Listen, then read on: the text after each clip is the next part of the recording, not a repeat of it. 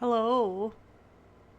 Uh, I turned the volume up a little bit on the game, the sound, like for the music, but I also turned up the voices too because you guys didn't tell me that the voices were so, like, light last time.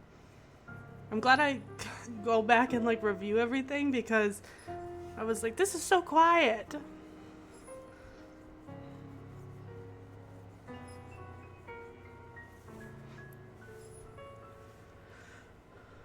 Yeah, we're gonna get back into it.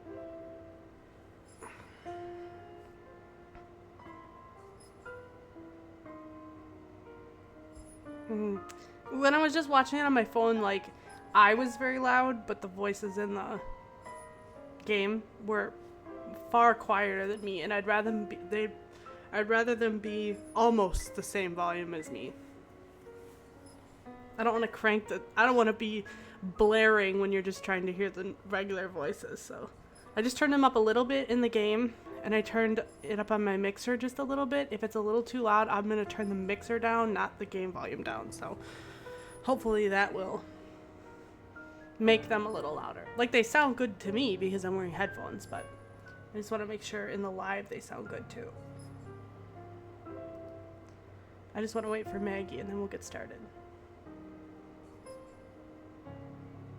Even if she just says here and then fucks off and does whatever she has to do.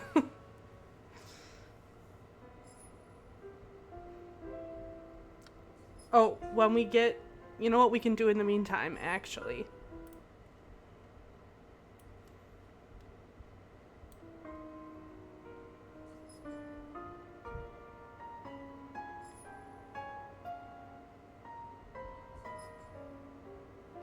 Is we can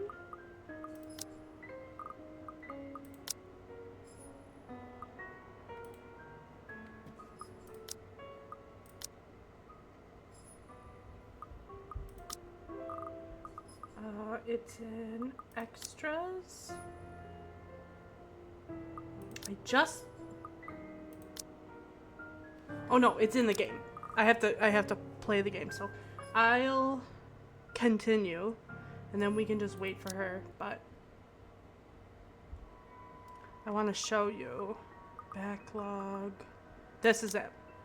So this is the branching tree that I was talking about. So this is Isabella's. We're only 61% through our playtime with her. So you can see these are some of our options, choices. We chose this path and the story just like that. Look, this one we chose stay for the movie, so we picked the more complicated route instead of just going home, which was the other option. Everything's pretty straightforward here. Here's where we were asked a question. Ashton is not here. Story update. That was when we were in the cafe. Oh, here's a story update. Like, look at all these little things we missed. I don't even know what part that is, but we missed all this stuff. Look at this. Like, this is not, we're not even breaching the surface. I'm telling you, when we get down to, like, Zachary or Marianne, I think Rebecca and Ashton even, Luke, I think, has the biggest of everybody. Like, the most branches you can take. It's insane. And, like, here's... So this right here, this Q to E, yeah. We could have died. Not forever, like we would have started over, but... I think there are points in the game where characters can die permanently, especially once we get towards the closer to the end of the game. But yeah, this was where we were under the desk and we were like, I had to hit the space bar on the breathing. We could have died, but I don't think it would have been very consequential, honestly. So that's that. And then here's Hannah's. We're only 40% through playing Hannah's. Yeah, this is where we stopped. Ask her for silence. That's when we were talking to Marianne. What you were eating. And there's all of this still. So yeah. No, Luke's is, but because by the time Luke's is the last chapter. So Luke is the last person you play as. Maybe not fully, but he's the last person before you go back to like Isabella or whoever. Because we do go back to Isabella, I think, one time. I think we go back to Ashton or one of these people, maybe even Marianne. So, but Luke's, by that time, we've already played as everybody. We already know most of the information of everything. I'm not gonna spoil anything, but yeah, Luke has a lot of branches in his tree. I'm just gonna say that. But I still want to wait for Maggie. Let's take a look at these things in the meantime. Oh, our relationship with Marianne went up. Our relationship with Luke went down. Good. Leave him for Marianne.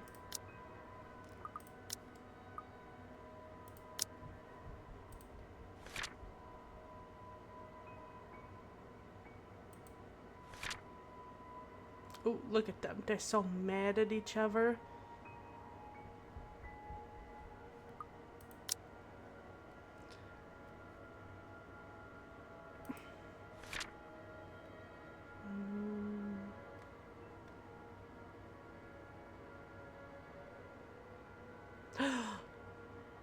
I'm just reading this.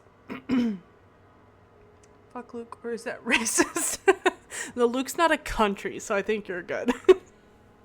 Look at this, though. It says, news broke of Rose Cooper being found dead in her flat the evening before. The authorities classified the crime as homicide, possibly linked to the notorious Anselm Butcher. Mysterious serial killer, oh my god, can I read?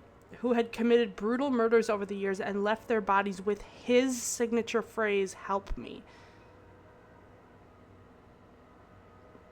Now, when I watched somebody play this game, they were... We were left with not all the information. So, that's the only playthrough I've ever watched. They made it through the whole game, but, like, they didn't quite get all the info that I feel... there was pieces missing along the way, for sure. For sure there were pieces missing. So, I don't know what's missing, and that's kind of what I would like to find out. But when I watched it, that was never solved. That this Anselm Butcher murder serial killer, that was never solved. Honestly, when I watched it, the black-haired ghost girl, like, we never found out who she was. And that's just that playthrough. So there is an opportunity to find out who it is. We just need to know. We just need to make the correct choices to try to figure it out, because I don't remember what the choices they made. Like, I would love to direct you guys, but I also want you guys. This is more so for you to experience the story than for me to experience the story. If we don't get the answers, I can happily go back and, like, I'm sure you can jump to certain sections and play, and then we can make a differing decision and then maybe end up with something new. So all I'm saying is there's going to be parts of this game that I've never seen, and that's what I would like, because I don't want to see the stuff that I've already seen, and I didn't get all the information last time.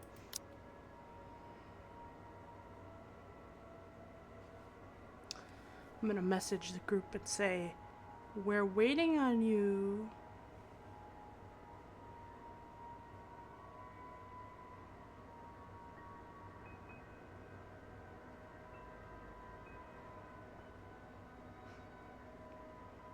How is the music a little bit louder? Like I said, I turned up the music just a little bit, and I turned up the voices just a little bit.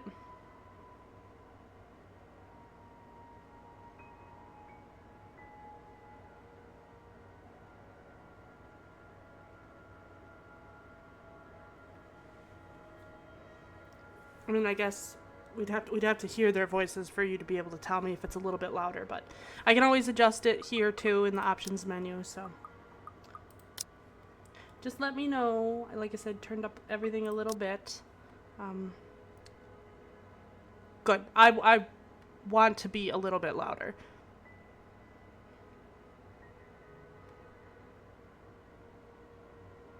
Okay, I'm just gonna start. She said she'll be right on.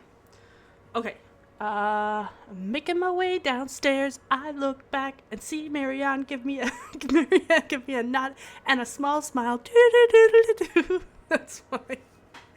Oh, cripes. Okay, that certainly put me in lighter spirits. An interview with luxury living. That is today, isn't it? Oh, yes. People had caught wind of our new mansion the very moment we left the open house. Thank you.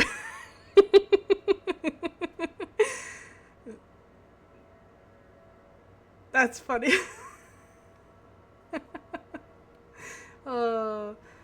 Luke had boasted he could acquire the property in no time and allowed a photo shoot for an interior design magazine to be scheduled today. There were complications and it took longer than it usually does for us. Hopefully I won't have any other unfortunate slip-ups with someone who isn't bound by confidentiality. The mansion grounds has been one of the first things to be fixed up aside from the bedroom. Although it's still a work in progress, it has a promising start and I can already see the flower patches. Luke's favorite daffodils stand out easily, having been transplanted from the pots that used to litter the rooftop of our penthouse. Why, if the moving crew thought that Luke was being hard on them, they clearly didn't see the landscaper on his way out. The man looked like he was ready to faint, and Luke seemed ready to kill him by the end of their discussion. It is in the gardens that I see him standing near the flowers in quiet admiration. He is hard to miss, the hulk of a man that clearly did not belong, and the big backpack and suitcase he has with him makes him look much larger. It is a peculiar sight, seeing someone who looks like he does handling little delicate things with such care. He looks up from the gardens and does a double take before a friendly face replaces his serene expression. Miss Wright, yeah? Hi, Zachary Steele here from Luxury Living, ma'am. Tell me how, Did I say hunk of a man? I think it was hulk of a man. But did I say hunk? Because that's a Freudian slip.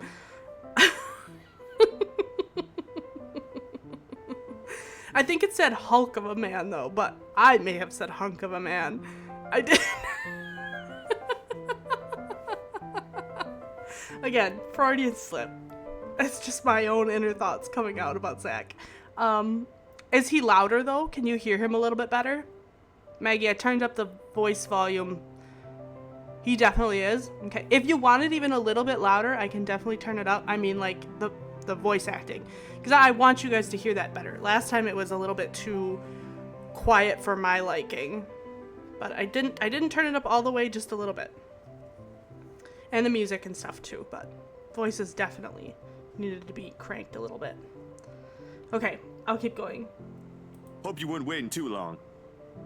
But it looks like you're still moving in, huh? Thought for a second there my calendar was wrong and I came here too early. You look familiar. Have we met? I have a very wide social circle, so everyone looks familiar at one point or another. But one would think I'd remember someone who stands out like him. The struggle to recall must have been evident on my face as he quickly and kindly answers my questions. Okay, good. Sounds good. Oh, I was with Isabella, your estate agent, when she had the house blessed. Oh, yes, that's right. Small world, isn't it? Should have known you were Miss Wright. The one and only. Oh, look at her. That's more blush than usual. Shit. Welcome to Maison de Right. And yes, we've been in the process of moving in as we were delayed, but it won't be a problem. They're just adding a few things here and there, and you should still be able to do your work. Where's the rest of your crew then, Mr. Steele? Zach is fine, please. Mr. Steele makes me feel like I'm a mascot for a cleaning product. Anyway, I'll be your one-man crew for today. Don't worry, been doing this gig for a while now. You must be quite the veteran to handle this on your own. We've had a full crew coming into our penthouse the last time we were covered in your magazine. Veteran? Oh, your words are too kind, Miss Wright. Oh, look at him. He's so flustered. Hannah! If I get to call you Zach, you have my permission to call me Hannah. Alrighty then. Anyway, I'm no veteran, but I know my camera well enough to make sure this is a good shoot. You can trust me on that, Miss Wright. Hannah. Zachary proves quickly enough that I can, in fact, trust him. His skills with the camera and experience in this industry, at the very least, he is very cute. He is kind and courteous, listening and following as I lead him around the house. A really nice fellow, and he treats our household staff well whenever we cross paths with them. I answer his questions to the best of my ability, and he is patient enough to answer mine whenever I get curious enough. For one, I ask what the bags are for. They are quite the magician's toolkit. From inside, he had procured several items to embellish the interior with. Bowls of fruit, lemons, trays with pepper mills, stacks of cookbooks, cutting boards, and glass canisters filled with colorful nuts and grains are brought in for our kitchen setting. For the bathroom, there are white towels, seashells, and decorative soaps. There are other things as well, too numerous to count, all in that large backpack and suitcase. Tricks of the trade. Softens up a room, makes a place feel more homey, and fills it up with texture. But you guys probably have better stuff I can use for this. No lights. Don't tell me all of these are just props. Well, I've got my tripod here. For things like these, natural light is best. I'll just have to set the shutter speed to a real slow setting, and as long as nobody steps into the shot, it'll look great. Oh boy, that sounds like foreshadowing. Oh, it better. Whoa. Okay, she's being a little flirty. We go through the rooms one at a time, although we first tackle the ones that the movers have no business in anymore. I mean, who wouldn't like Zach, to be fair? Especially after the prick of a husband she deals with. The ballroom needs little preparation with its grand design. Although there is some trouble at first with the wide open space and the pictures being backlit. It is in the kitchen that Zachary's props come in handy, considering how Johann's kept the place so neat and sterile, one can practically eat off the floor. We carry on, touring the house and taking pictures where we can, with the exception to the rooms which have yet to gain any purpose or design. Too bad I can't take a sneak peek at his photos yet. Funnily enough, he is using a traditional camera. I didn't even know film still existed.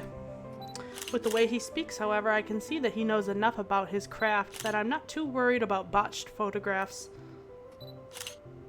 I imagine photography must be cathartic for him, judging by how at ease he looks while taking pictures. There are small snippets of conversation in between the clicking of the camera. He even goes far as to talk about these terminologies like shutter speeds and aperture when I ask about the technical aspects. I can't quite see the picture as it is made, much like when I watch artists paint on their canvas. But just watching someone passionately practicing their craft such as this is exciting in its own. Going through the many rooms has been quite exercise for the both of us. Despite that, he has been so nice, and I find myself putting on my best smile. But it is as we're taking pictures in the foyer that everything comes to a standstill for a moment. Just a moment. And had I not been paying attention, I wouldn't have even noticed. It is merely a split second when Zachary's rhythm is put to a halt. I told them go shopping without me alone, not in the mood to leave the house again. Sick, hang out with me instead.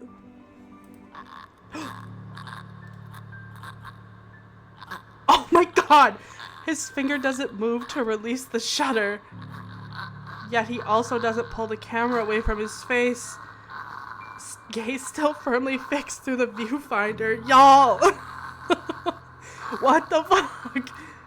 His hands shake and there is a light sheen of sweat on his forehead. Zachary?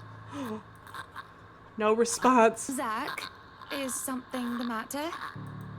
Lowering his camera, he blinks and stares at something behind me before shaking his head. Oh. Turning around, though, I see nothing that could have gotten his attention. Oh no, there's nothing wrong.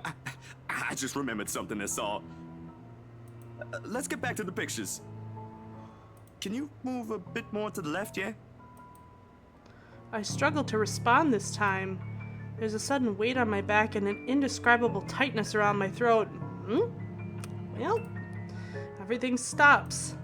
And everything starts again as I manage to choke out. If you're sure.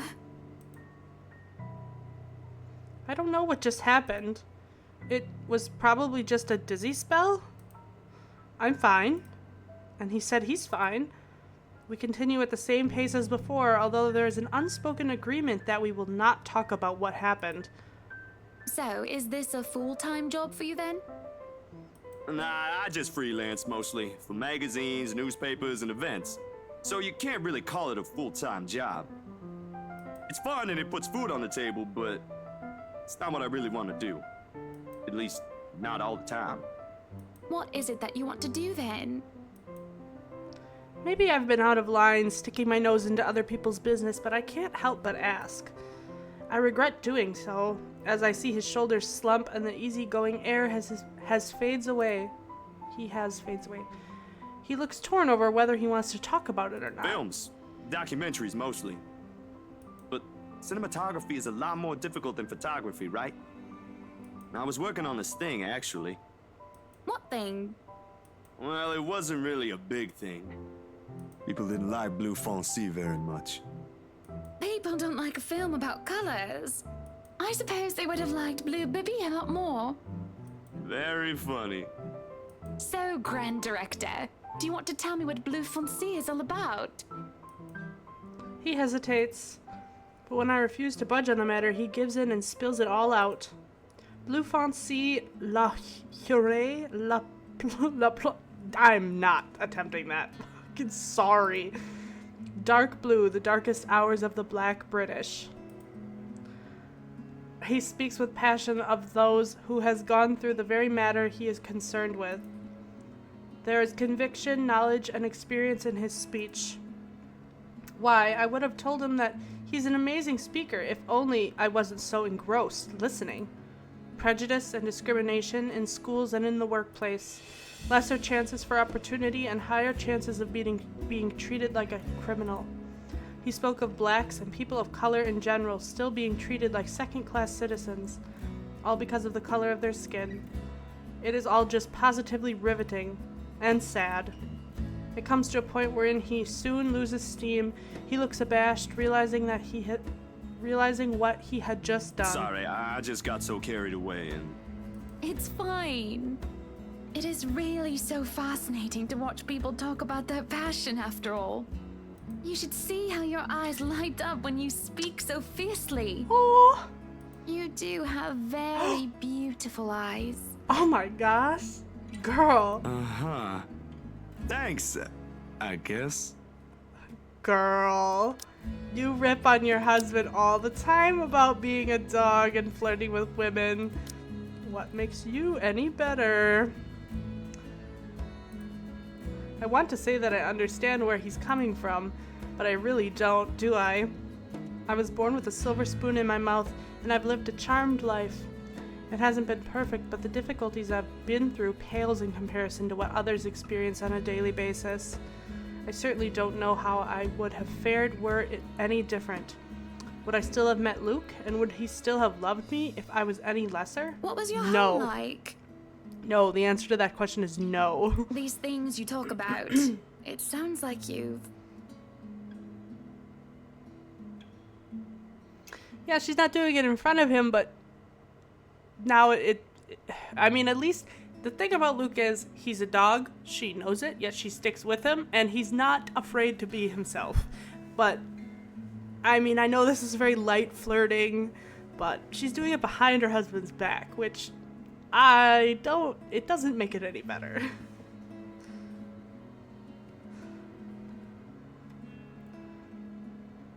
Well, I don't mean to pry, I mean. Live with my older sister and my grandparents.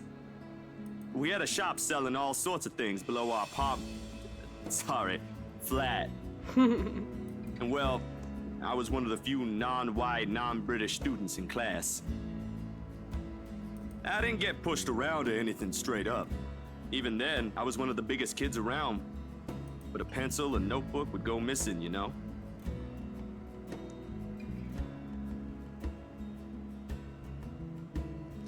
I guess if that's what if the rules for their relationship are he can flirt not in front of her.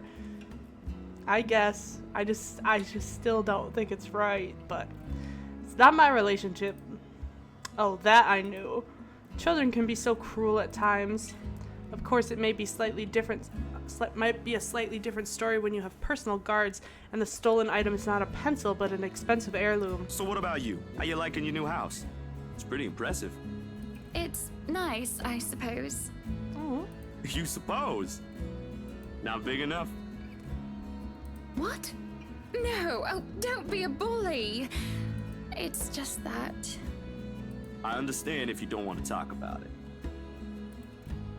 I was a little girl, all dolled up and treated like fragile porcelain with nursemaids waiting to me hand and foot. I had got a lisp when I said nursemaids. It threw me off. All the material possessions anyone could ever want, I could ask for on a whim, and it would be handed to me just like that. And I barely saw my parents, just goodbye kisses in the morning before they went off to who knows where they were needed to next. I saw them more often on the telly or in papers than I ever did in person. I remember my old house. It was a lot like this one. Big walls and big halls, but nobody in it. Not really. It makes you think how alone you are. Pensive mood overcomes us, and there's a moment where neither of us are sure of how to go on from here. Things have gotten a little too personal, yet it isn't wholly uncomfortable, like as if we've been friends before. Well, that's normal, ain't it? You just moved here. You'll make home out of it yet. He certainly makes it easy to believe that. My childhood house is indeed a lot like this one. Just as large and extravagant. And just as empty. I hope he's right. So, Monsieur le Photographe, you've covered the one and only Ermengarde mansion. What's next on the agenda? The interview? Boring. It's an interior design and housing magazine. And they want to know what Miss Wright has to say about her interior design and house. But you just gush over Zach. But he's such a great guy. You take a notice that this is the door to the attic and it's still open like that. Honor Wright thinks she bought a magnificent house that she can certainly brag about. Blah, blah. Boring. I know. I mean, I'm sure this is just the scene that they made for this hallway and that this door is just always open, but I don't know. I can't remember. So I don't know if it will ever change. You know what they should print more of? I watched an interesting documentary the other day. Bleu Foncé, the darkest hours of the Black British. Oh! I recommend you watch it. Those are the things that people should know about. What do they care if I use a purple or green bowl of fruit in my kitchen? People, right? Oui. People are shite. What do you think? Do I look good with this angle? Fishing for compliments, are we? I strike a pose while he's being busy, taken aback for a moment, probably not expecting me to just go and say such a crass word. But he recovers quickly, and after snapping a few shots, he grins. Yeah, vous êtes belle. You want copies of these ones? Yes, please. So, the big boy knows French. You must have wooed a few ladies. Unless you're into gents. Big boy, huh? Either way, French is, after all, the language of romance. No, I don't know about quoting fancy poetry, but I've made lunch for a girl before, and they did like that fancy French cuisine. Can you cook your best? It's that thing that she says that she likes. I can cook just about anything as long as I know the recipe. C'est magnifique.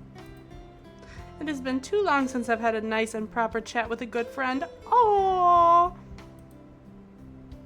No, Lee is certainly not a good friend. And although we've just met, Zachary's the sort who can probably befriend anyone. He's just a comfortable person to be around. A bit too comfortable. Don't cozy up too much. The photo shoot went by a breeze. And somewhere along the way, as we talk and laugh, I find myself getting a bit too close without realizing. He'll give me this strange look until I back off, and he'll go back to asking questions after I agreed to do his little interview. And it's just odd. Well, no. Me being friendly isn't that odd. That is how I am. Zachary is the one that's being odd. Why, anyone else would absolutely welcome the extra attention I give them.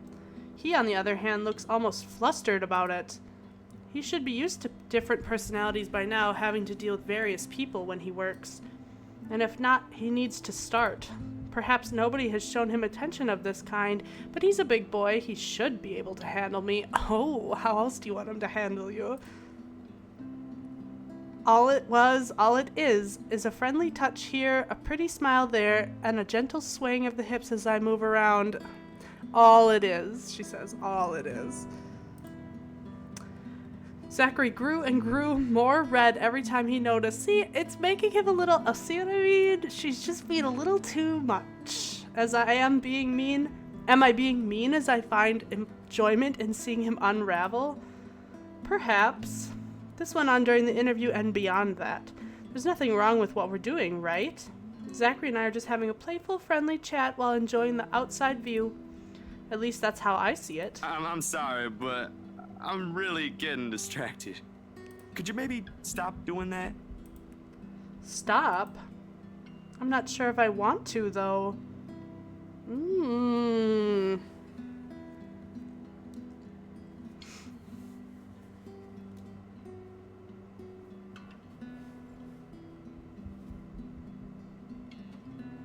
I knew you'd say that. I'll do it. I will respect him because that's what you guys want me to do. However, I did say earlier this is more about your game than mine, but I feel like every once in a while we should do the uncomfortable thing just to try and not play it as safe.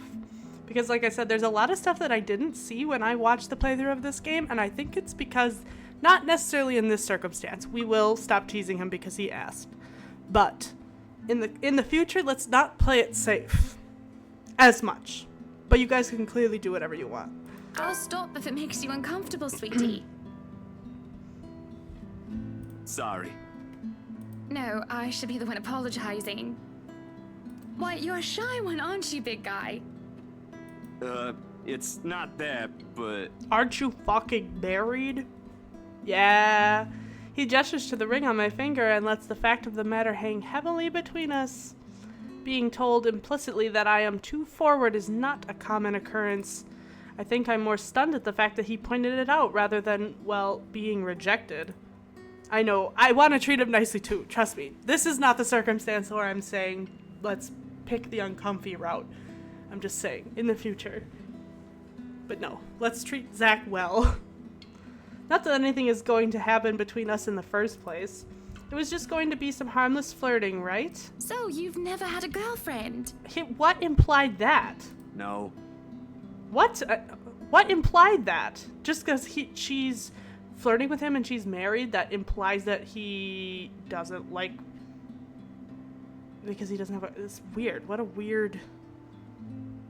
Yes, we can mess with Becca. No boyfriend either.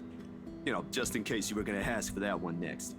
And you haven't even had your first kiss? What is that? What makes you assume that? Not a one, ma'am. What the fuck? How does that mean? How are these two things correlated at all? How could she gather that from him just being uncomfortable with a married woman flirting with him?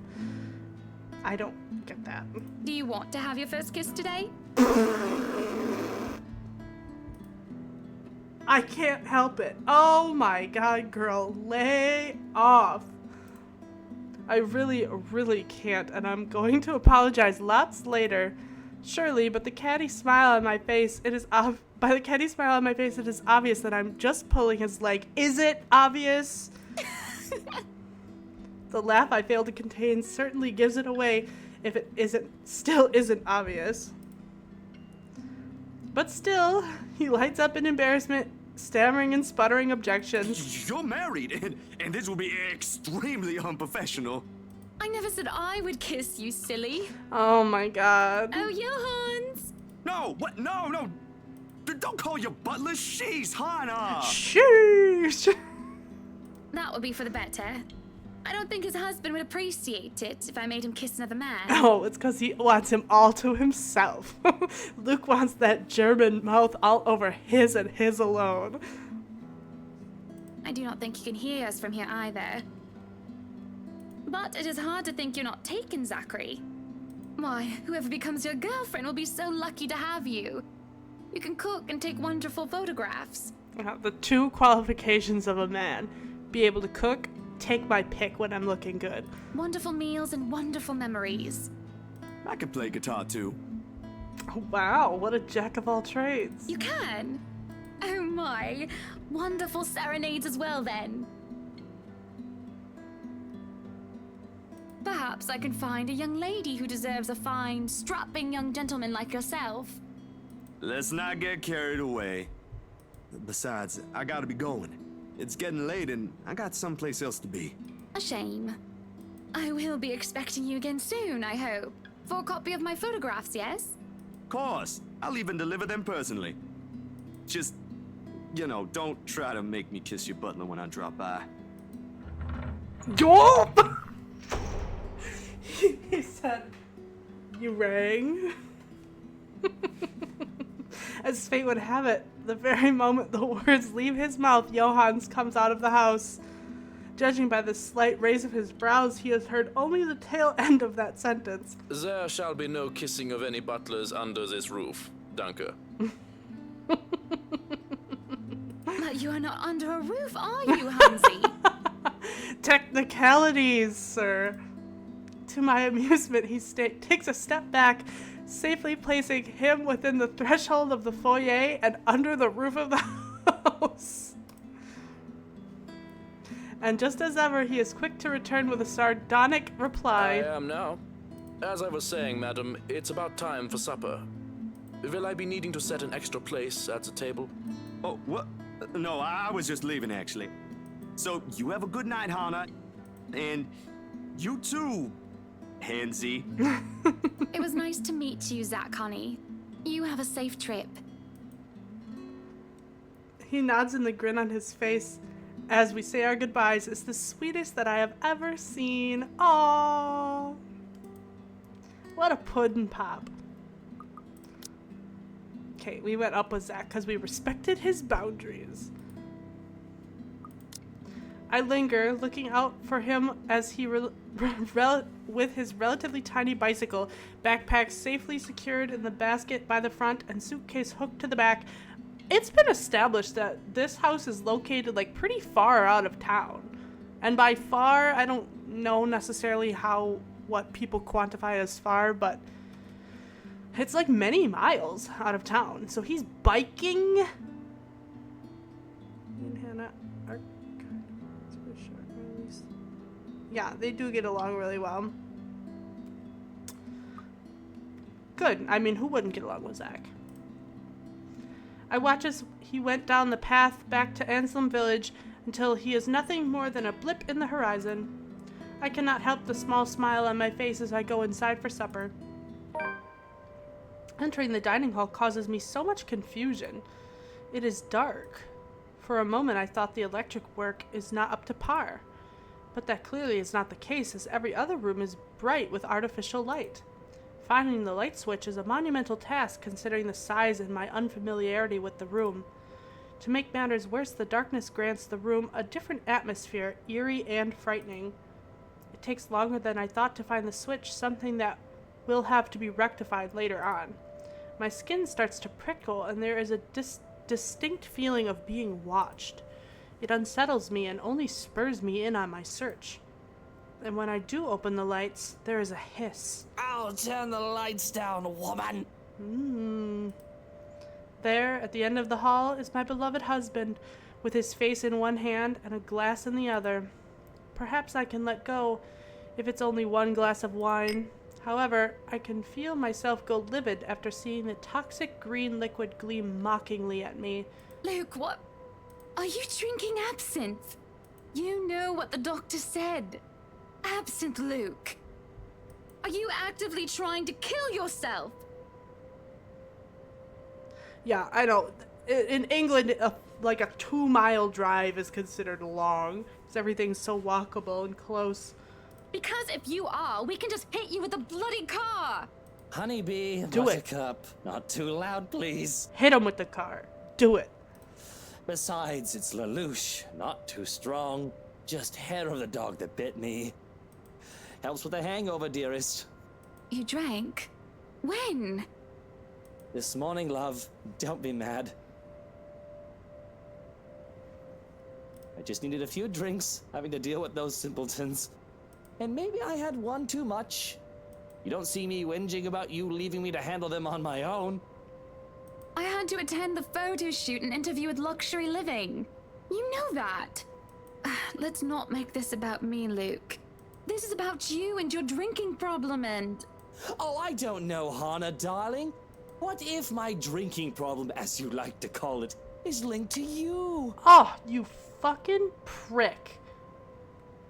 If we think about it that way, this discussion is about you. Oh my god. That was pretty mean of you, leaving me alone to do all the work like that. You can't use the interview as an excuse either, honey.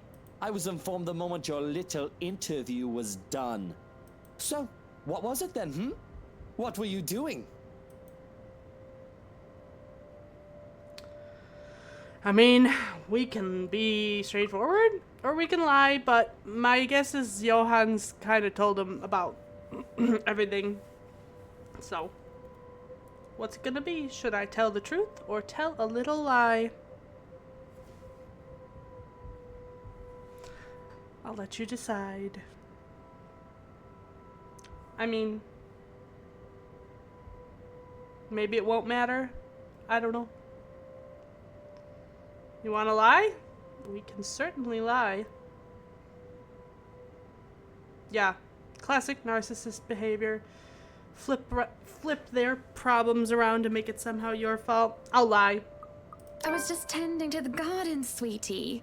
He's gonna be like, the fuck you were. You were? Oh! I can't believe he bought it.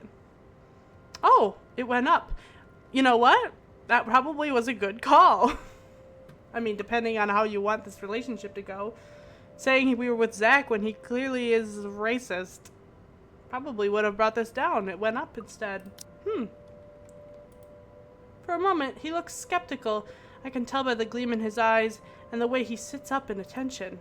He thinks I'm lying, but I see no point in bringing up Zachary and aggravating him. I did tend to the gardens for a bit, so it's not a complete lie. Just a little white lie. Besides, I know just how to I know just how to please him. Sauntering over and circling around him, I place my fingers on his shoulders. Oh! Is this gonna get raunchy? Oh! He lets out a little groan before melting like butter as I massage his shoulders. I had to make sure they didn't ruin your favorite daffodils.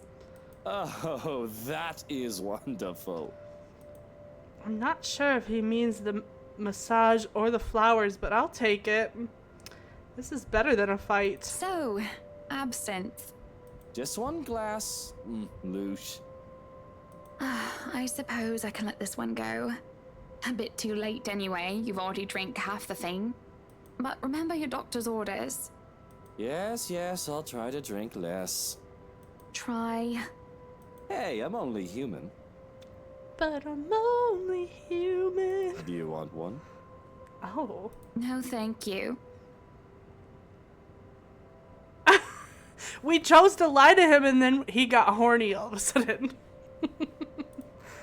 Supper is spent in silence with nothing but the occasional sound of silverware. A grand feast has been served, well, grander than usual anyway, most likely due to Luke's complaints of stress. Oh man, the food always looks so detailed, and it looks so good. A platter of native oysters for starters, and tranche of turbot with purple sproutings, broccoli, lemons, capers, and anchovy sauce for mains. To finish it off, is that flan? Oh, it's sponge pudding. To finish it all off, black tea and golden syrup sponge pudding with custard. And when our appetites are appeased and the plates are cleared away, Luke stands, kisses me goodnight, and leaves me to stare at a half-empty cup. Lonely as in the lull of night I sit, in a house too big and too empty, foreign and unwelcoming. Even with its warm tone and homely decor, it feels cold. There is no need for tears, however. I know I can get through this like every other obstacle I have faced before. This is a minor setback in what I hope will be a long and happy life. To remind myself that this place is for Luke and our future children fills me with a renewed vigor. Besides, it looks like someone is having a cry already. Oh.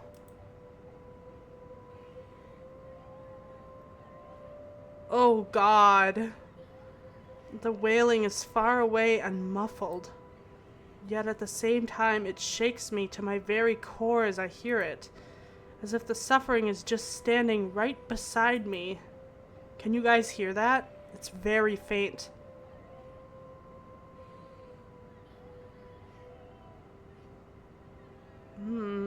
Hearing it sends a chill down my spine and makes my skin prickle with goosebumps. Who is that? Now I know you could hear it. I could only just barely hear it too. Curiosity sinks in as I follow the sorrowful sound into the kitchen and into the wine cellar hatch. Hello? Is anybody down there? I am curious and concerned, but there's no way I am going down into a dark and humid underground. I'm not as enthusiastic as Luke, who considers himself quite the connoisseur. However, I also cannot bring myself to go to bed with this racket going on. If it is one of the household help, they will surely need some talking. After all, this wouldn't be the first time I've gone and found one of the maids sobbing their eyes out over one thing or another. As professional as our staff are, they are still human. More often than not, it is either Johans or I who'd calm them down, who'd help them figure out how to go on about things. Unfortunately, I am not in high spirits right now, and I'm not as wholly benevolent. So I will...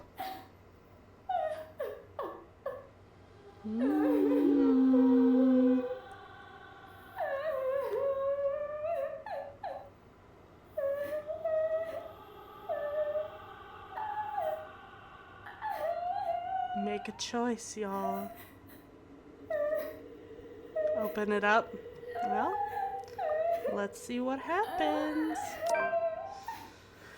I may not be going down, but there's no point in talking through closed doors, or hatches in this case. The thing refuses to budge at first until there's a soft click and it easily swings free. As I lift up the hatch and look down into the cellar, a sense of uneasiness washes over me. Remember her dream? It isn't just the sudden onset of vertigo and nausea, but also the darkness. It's suffocating, and as I look down, it feels as if it's looking back at me. I worry that something will suddenly pull me into the deep. Oh shit, this is so bad. I can hear her whispering. Help me. Calling for me. She wants me. Oh, she wants me? Needs me. She wants to drown me, pull me down, and suffocate me in her embrace until I sink to the bottom. A deep abyss awaits, inviting yet foreboding. She's calling to me from in there, isn't she? And I do want to help, I do. But the shadows threaten to creep out, and a feeling of apprehension keeps me in place. Already it paints the room in a darker light. Oh, everything's like purple and red. This is like the dream all over again. There is a hook in my stomach as well, but this time it doesn't pull me back. Oh no, I think there's gonna be a QTE event. I'm not ready. Instead, it pulls me forward. There is a lurching sensation, and the feeling that follows after is hard to explain. It feels like I'm watching myself from the sidelines, a spectator to my actions or lack thereof. I will myself to snap out of this detached feeling, to move, to do anything except stare at myself. And for a moment, I see the look of fear in my own face. I'm back in my body, but the hook in my stomach is no longer the only one. There are hooks everywhere, tearing and pulling at my skin, flesh, and bones. They pull at me in every direction, and it hurts. It hurts so much, but I just can't bring myself to scream out. Help me. Oh, God! Oh, press tab. I don't want to skip the Q to eat. Oh, fuck. Okay. Q. Oh, no. C. U. That was close. That was Q to E's you just thrown into them so quickly. Fuck. Okay. God. Hold on. I just need to get rid of all this shit. Okay. I wake from a deep slumber. Oh, God, it so stresses me out.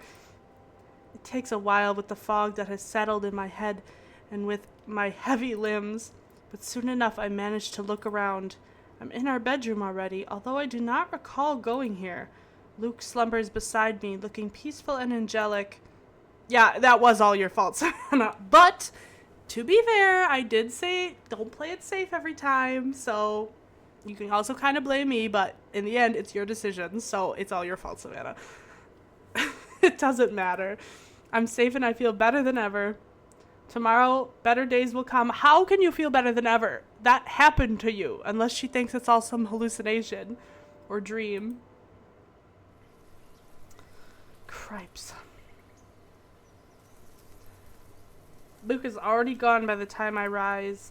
There isn't a single hide nor hair of him to be found, and trying to call him on his mobile is a bust, as it only goes straight to his voicemail. That's twice in a row he's gone on me, and for him to disappear today of all days is every bit upsetting because of what's to come. The morning is once again filled with a whirlwind of activity. Fortunately, I am much more refreshed as I took a break from my responsibilities. I haven't the faintest clue where Luke was yesterday. Today is going to be a busy day, although unlike Wednesday, the master of the house isn't here right now, absent once again from his duties. Hopefully he'll be back in time for the party. This is our house, after all. A grand housewarming party for the wonderful Wright mansion.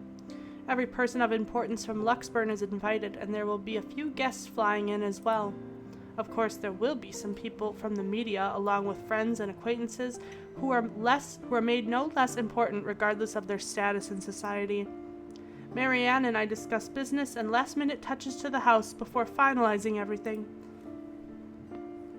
Not that there is much change from our original plans. He was fucking the butler, yeah. I don't know where my husband was. They found the shed outside. Bar any huge additions to the property itself, and the mansion is nearly 100% complete. You have certainly exceeded expectations, Marianne. Everything looks so marvelous, and in such a short time, too. Well, I can't take all of the credit. Oh, People I have love when she certainly been blushes. enthusiastic about the idea of working on the right mansion. I love when she blushes. There won't be any more problems unless Mr. Wright has any more objections about the second bedroom. Luke and I had a small tiff about making the second bedroom into a child's playroom, which I insisted is completely practical. In the end, he had to, I don't know what that word is, said? I don't know. They said it earlier in the game too, and I still don't know how to pronounce it. I didn't give him any choice in the matter. I even bought this wonderful wooden crib from the antique store yesterday, including some toys. Just in case anyone brings their baby, of course. Besides, we have little need for actual guest rooms. We hardly have guests who spend the night. If we absolutely have to, we often choose to foot the bill for their visit on one of our hotels instead, always at Luke's own insistence. And on the off chance that we actually let someone stay, the bedroom in the opposite wing is still up to the task. Oh, no. We proceed with that room as planned. already agreed to him having his greenhouse and his vineyard and his stables. He may as well let me have this one thing. No, I did not agree to him having a helipad. All right then. Well, do we have any other concerns? Anything we need to put on our agenda before the party commences? No, I don't think so. Not unless Luke has anything else to say. Is he around then? It'd be best if we can note down his request right away, considering the scope of his usual ones. Around? No. Where is he? Who knows where? I don't. No, he's not around. She didn't have to point out the obvious now, did she? After 7 long years, I've already gotten used to him. I should be by now. Still not, apparently. But don't you have a party? I want nothing more than to complain, to whinge about how unfair this is. However, airing out one's dirty laundry is simply taboo among high society. You didn't seem to have a problem doing it earlier when you were talking to her.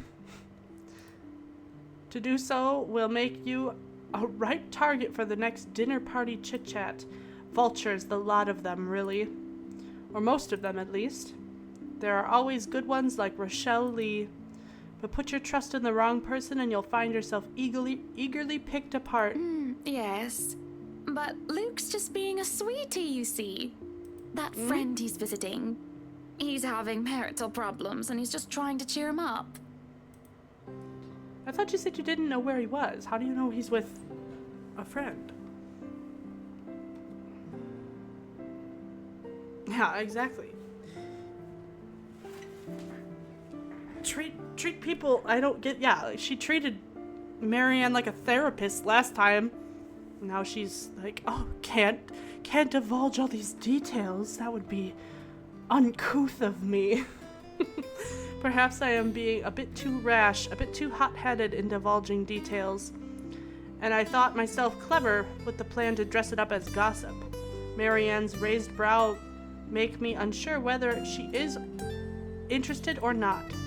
Although that does make things better if she has no interest and therefore has no hidden intent to utilize whatever I might say to her. They've been married for a long time and they've hit a... how do they say it? A rough patch. She does need therapy. She needs to get a divorce is what she needs. His wife has a drinking problem and can be very neglectful. The poor thing really does his best to be a good husband. Sounds like a similar situation. But it's never enough for her. Sometimes I think it's the years. Maybe it's been so long that they've lost that romantic spark. She did say she was disguising her issues as gossip, so this is literally her she's talking about. What do you think? What do I think of the matter, ma'am? No, what do you think of my hair? It feels so lifeless and dull today, and that's no good for a party. And I think I'm breaking out into zits. Now that you mention it, there is something different. There better not be something on my face. I wouldn't worry about that. You do look a little paler than usual, ma'am. I apologize if I'm crossing any lines here, but have you been resting properly? Huh. You'd think I get a bit tanned with how sunny it's been lately. Don't you worry. I feel right as rain and never better. But back to the matter at hand. You were asking for my personal opinion on the matter, ma'am? Do you want me to be honest, or... Oh. Do I be honest with her? I'm not confirming or denying that, Maggie. We'll just have to wait and see. Be honest with Marianne or not. The choice is yours. You want to know what she thinks? All right. Be honest with me, Marianne. Be honest with me, Marianne. Oh! I don't need someone to sugarcoat it. It's an echo. I'm not some fragile thing that I'm just going to break down at the slightest thing. Oh, I got an achieve for that. Oh, and our relationship went up. Wow, look how high our relationship is up with her. She hesitates, taking a sip of her coffee while I stare into my own cup of tea. The silence stretches on, and I almost believe that she will never answer my question. I suppose that I shouldn't blame her putting her in a tight spot like this. Her hesitation is understandable, Though I loathe to admit it, she simply wants this whole thing to stay professional. But then she speaks. If I'm going to be completely honest, I need to ask. This is about you and Mr. Wright, isn't it? She read between the lines. It's my turn to hesitate now. I really didn't expect such a straightforward question. And to get to the heart of the matter, I suppose I'm not as clever as I'd like to think. Or is it really that bad that an outsider can see our little marital troubles?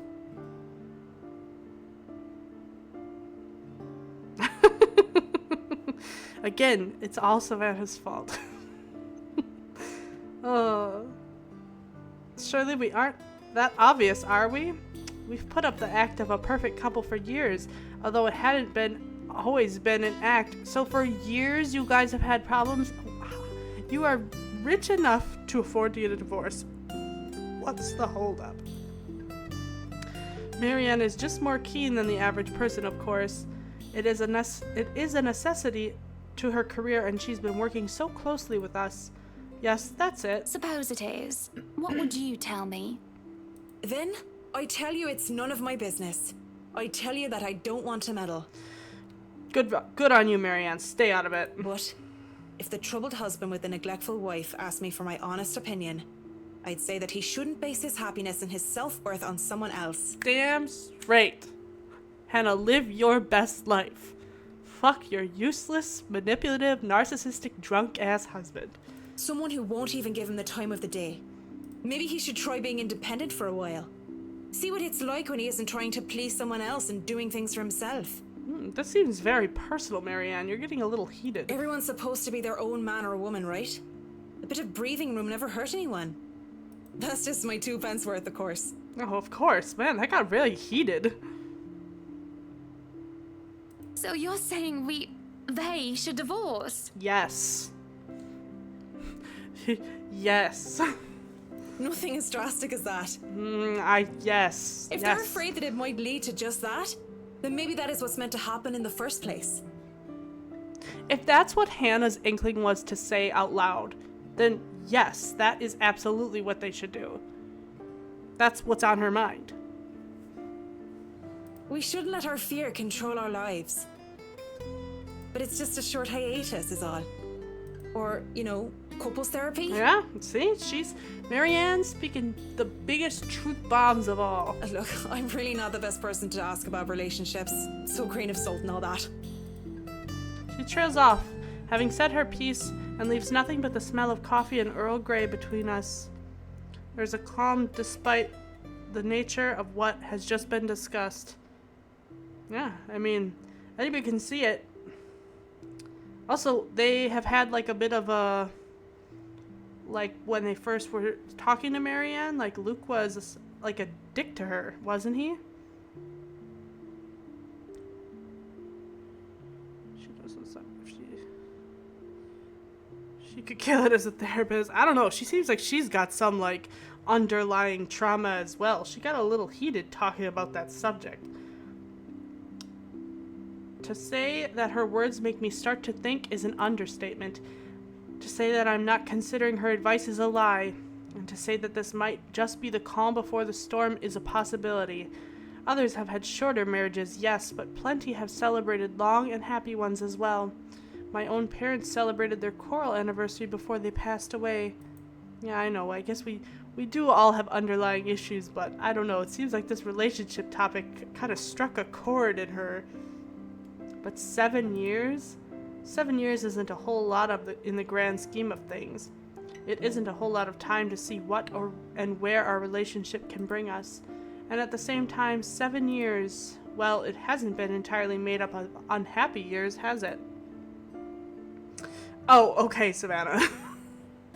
That's called being in denial. It won't last forever. It's not supposed to anyway. I just dread the thought that it might last for a very long time. You dread that fact? Then girl, you need to divorce him. You dread the fact that it might last for a very long time? That's not good. I dread the thought that these small spats, these little disagreements, will turn into an all-out resentment. The idea that we will grow to hate each other with every fiber of our being scares me. I can't even pinpoint the exact moment when our blissful union turned sour. When did he start to seek other women, lacking any ulterior motives? When did we start to cooperate only to suit our materialistic greed and attention-seeking ways? Money and success, fame and glamour, and are those the only reasons we still stay together? There's a cough before Marianne clears her throat. I must have been quiet for so long, and I move to apologize when she stands up. We both end up on our feet, unsure on how to proceed. Some sort of odd, awkward shuffle occurs as we decide whether to sit back down or not. I really should handle what's left of the work. Yeah, Hannah seems like she's pretty emotionally intelligent, at least. At least she wants to make things work because she loves Luke, but she can also feel that he is slipping away and just doesn't care, but she's emotionally intelligent enough to have this conversation and think these thoughts and have this spiral in her mind a little bit. You won't be attending the party? Oh, you really must, Marianne. I'll try to stay and chat. Maybe grab a few bites and a drink, but I can't be around for the entirety of the event. My apologies. Busy, busy, busy. You must stay a while. I'd love for you to meet some of my friends, and they're ever so excited to meet you. You need to say hello to the Lees, at least. If it wasn't for them, I'd never even heard of you. We'll see. So, if I can be excused? Certainly. You'll have to excuse me as well. I must attend to the party before any early birds arrive. Because, believe me, they will throw a fuss if things aren't ready, even when they're not supposed to be here until an hour later. The scene outside the parlor is a great organized mess. Aside from our own household help, we hired the service of the temp agency, which provides staff for Right Enterprise in the hospitality sector. Even our very skilled staff cannot undertake a party of this size on their own. Waiters, busboys, hostesses, and their staff captains move about in droves, carrying crockery and serveware good for several dozen people and then some. Chefs and bartenders tail after Johannes, looking for scared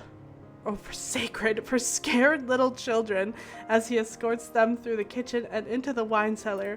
I can read aloud for the most part, but then there's some times when I just trip over myself and I can't get through a fucking sentence. Oh, I didn't even catch that she didn't. That she had a reaction to the Lees. Well, I don't know anything about that. I guess we'll see. To peruse the stocks to select what can be served at the party and what can be used for cooking. Well, we have a lot to do, and I believe we did not hire snails. Snails are for the dishes. A string quartet readies up to play for the evening, tuning their instruments as they fill the air with idle chatter. Floral decor worth thousands fill vases, wreaths, and baskets, while petals are scattered along the driveway up front. This reminds me a lot of a Bridgerton ball. An ice sculpture of a reindeer is brought in carefully by a pair. Why a reindeer? This is October. It is followed by a simple cake, just a 5-tier white chiffon one with white chocolate mousse, fresh berries, and a little dusting of edible gold leaf. Just a simple cake. But despite the fact that I told Marianne how I will attend to all of this, I find myself unable to focus or care for any of it. I still have our discussion running in my mind, and looking at all of this, I only see Luke everywhere. Okay, that's fine. You do you. You do what you gotta do. I will be here. These are all the grand things that Luke wanted to have for the party. I had wanted a small, elegant, and simple gathering with only a select few invited, namely the people who I would actually trust to enter my home. I did not want any bloody politicians or paparazzi in here, no matter how used I am to catering them. At least be here for your party. Damn it, Luke. The entire thing screamed Luke Wright, and I can't help but add another question to my growing list of queries. When did I lose myself? It's always about him nowadays, isn't it? What about Hannah Wright? What about Hannah Evans? I used to be my own woman who made her own name, her own career, and her own decisions. Sure, I was already the social butterfly that I still am today, but it wasn't all empty, shallow gossip and sitting pretty. I was also lauded for my knowledge and talent. Finance manager wasn't just handed to me just because my father owned the company. I had insisted that I start at the bottom so I could work my way to the top and prove myself, and I did. I worked numbers, managed budgets, money and accounts, analyzing the competition and market trends. There was the calculation of financial risk, cost reduction opportunities, auditor liaison, and public relations, supervision of staff, and, well, I generally have a huge slew of responsibility.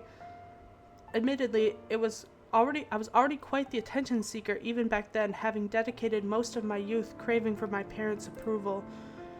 Failing that, I turned to others looking for praise from anyone who would give it, however fleeting it all was. And Luke, oh Luke, the way he looked at me, the way he watched me and took a genuine interest. He had me disgustingly obsessed since day one, hasn't he? He saw me for me, Hannah Evans, with both my faults and my achievements. The man didn't treat me like some damsel in distress or some prize to be won. I remember the nights before we were married, where we talked about everything and anything, from big things like business, society, and philosophy, to little things such as what we had for breakfast or whether we liked cats or dogs more. We both prefer dogs. Nowadays, I'm just Luke Wright's wife. It's mostly my fault, isn't it? Don't blame yourself. They told me that husbands preferred wives who are docile and subordinate, a woman who will always be there for him, yet would never outshine him in all aspects except beauty. A wife needs to be at home and attend to his needs, to have children and to take care of them in his absence. They said I have no business working anymore after I was married. I can blame society, but I listened. Before I can fall further into this introspective pit of self-loathing, someone calls for my attention. Yeah, she can't be blaming herself for this. This is...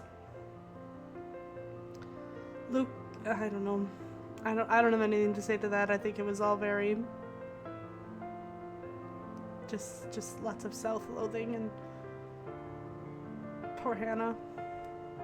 The guests have arrived, madam. And Luke? Running a bit late, I'm afraid. Late for his own party. That man, I swear. He's probably looking to make a dramatic entrance, knowing him. Open the doors, then. We mustn't tarry. Cars line up the driveway, peppering the front of the mansion with vehicles of every kind. Grand tours, supercars, even the high-end muscle car to convertibles, grand saloons, and other luxury cars can be seen being parked by valets. I hate having all that down there. Oh, what a nice picture of Marianne. A handful of cabs drive off, possibly for those who thought it's too troublesome to bring their own cars. There are at least 2 different media vans as well. They're all here for what may be considered the biggest event of the year for Luxburn so far. Who knows what we'll plan for the winter holidays? Welcome everyone. Please make yourselves at home. Some of the guests idle, enjoying the warm, if not strange, sunshine we are experiencing before gloomy skies inevitably return. They greet acquaintances and friends with warm smiles, others less so. From where I stand, I can see the hierarchy of power, the ties that bind these individuals here, whether through convenience or necessity. However, there are also few who are not here to further cement their current place in high society, such as that young man with his oriental air. Okay, ignorant of the looks he receives from men and women alike. Okay. Be careful with Shirley, alright? Man from the Man from the Orient. Why? Okay. I'm sensing a little bit of racism on Hannah's part, too. Just say man. Who cares if he's slightly Asian looking? Oh! Or that rose-haired girl talking on her phone while she looks unsure of why she is here exactly.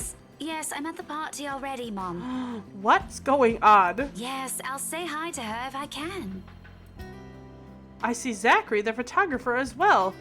He talks to a few of the other media crew with an air of familiarity. I was just here a few days ago, yeah. Yeah, and the inside is huge, but the staff are pretty helpful if you get lost. Yeah, what the fuck is happening? What, is Isabella here too? And then there are people like the chief inspector, people who I can never be too sure about. People who stand on the border between being suspicious and being trustworthy. Thank you for the invite, Anna. Husband still missing, I see. I should be saying the same of your darling Rochelle, Lee. The doctors again. She told me she'll just be in the gardens. Bet she's lying and that she's somewhere around mingling, gossiping with the other ladies. It's no offense, but that seems to be all you ladies do at these parties. No offense. And aren't you gossiping right now? Yeah, fucking call him out, girl. Yes, well, what's about Luke? Should we file a missing persons report now, or do you want to wait 24 hours? He's around. You know, I can tell if someone's bluffing. Don't tell me, let me guess. He's finally drunken himself to death and not wanting a scandal, you've hidden his body. Do you think something happened to Isabella and they're looking for clues? I don't know. Honestly, I don't know. I don't know why she's not here. I was wanting to give this housewarming gift to him personally, too. It's a plate that holds a wine glass so he can stop killing himself with liquid lunches. Because what is the date currently right now? The 28th? Yeah. Okay, and then with Isabella, I think we only played until...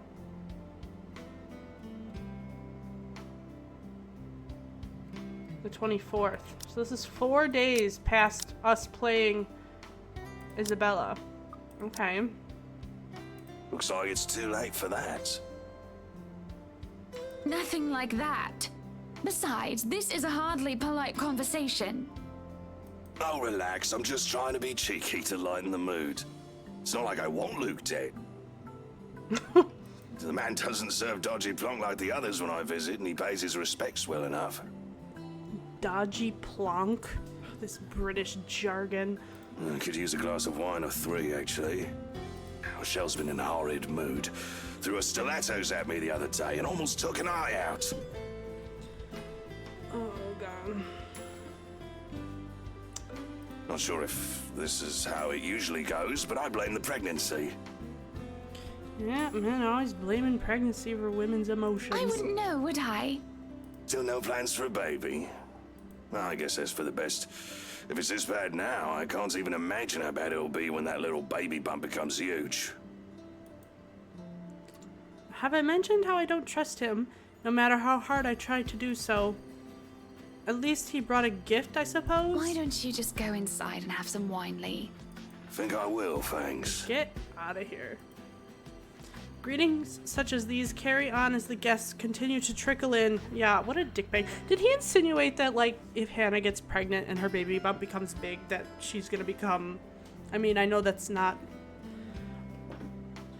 uncommon to hear amongst, like, shitty dudes, but, like, oh, I left my wife because she got fat. You mean from a baby being inside of her? But I think that seems like what he was trying to, like, insinuate. It's like, don't get pregnant, you'll get fat, and then who wants that? That's what I picked up. Whether we have short conversations or merely shake hands and nod heads, I make sure to attend and welcome each of them. As the first hour pass us by, the rest of the stragglers and I adjourn to the ballroom. Any latecomers will have the attention of the porter instead. I have other duties to attend to now. Hosting parties is always the same old song and dance, no matter how big or small it is. You make sure your guests are well fed, have good company, and have them generally enjoy themselves. So when my opening remarks are done, when the band has started to play and the guests have started eating, I find myself wandering around aimlessly unless I am pulled aside. For a while I stay with a small group and entertain them before excusing myself. And when they're not around it, and when they're not any more watching me, I end up watching them. When they don't listen, I do.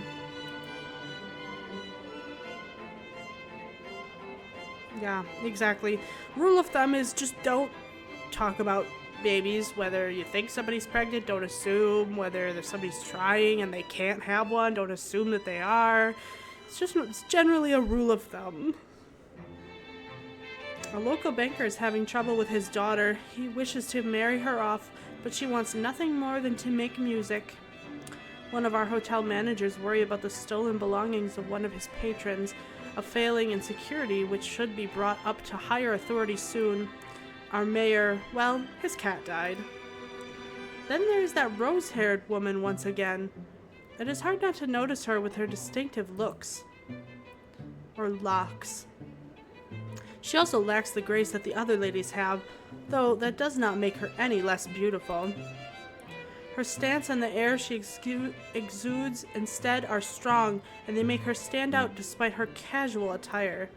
Many men have already given her their attention, though each invitation to dance has been turned down. I approach, intrigued, although it is no great mystery what occupies her own attention, with the glances she keeps sending towards the boy with the oriental hair. Oh boy. She remains unaware, though, even as I stand beside her, pretending that I am there for a drink. You would catch his eye a lot better if you wore nicer clothes, don't you think?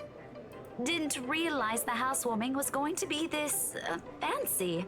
I would have gone with a nice dress if I knew. Why are you here? How did you get even invited to this? Oh, you're fine, dearie. It's only really the parvenu. Parvenu. Those who climb, that come to these parties all dolled up. Quite the black-haired beauty, isn't he? I love when they come gliding in across the screen. The boy comes over, but I do nothing to speak any softer. Oh, good Christ, he just possessed Becca. Oh.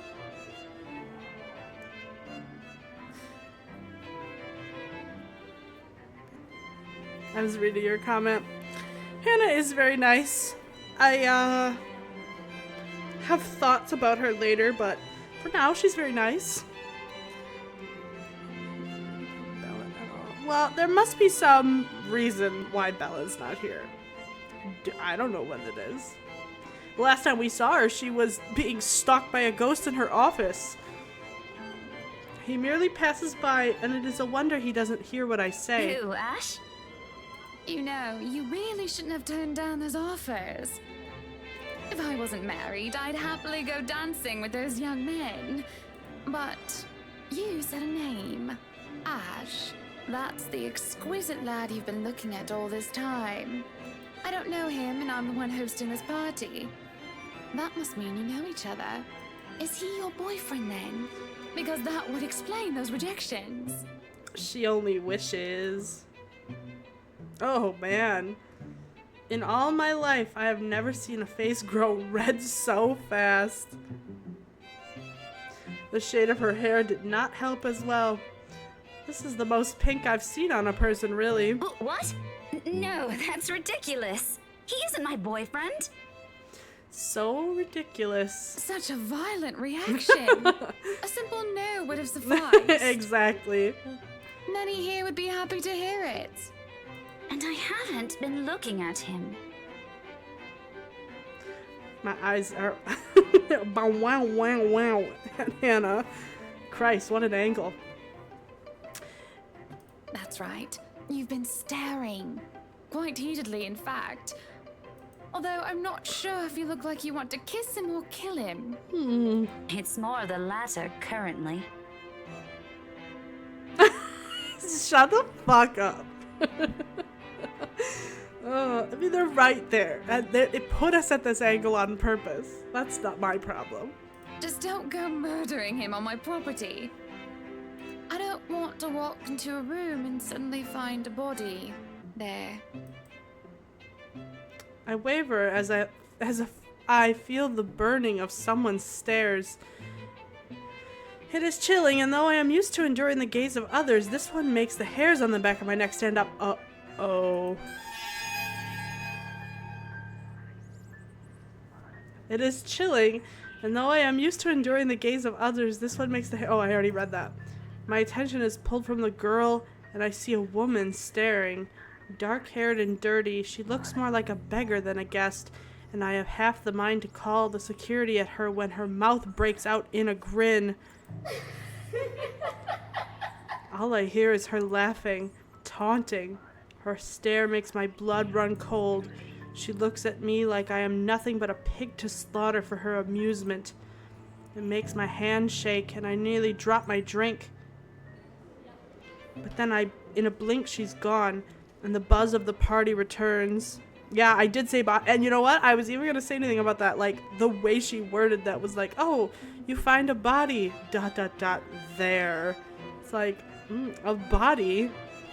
I know, I thought about saying something like that too, but...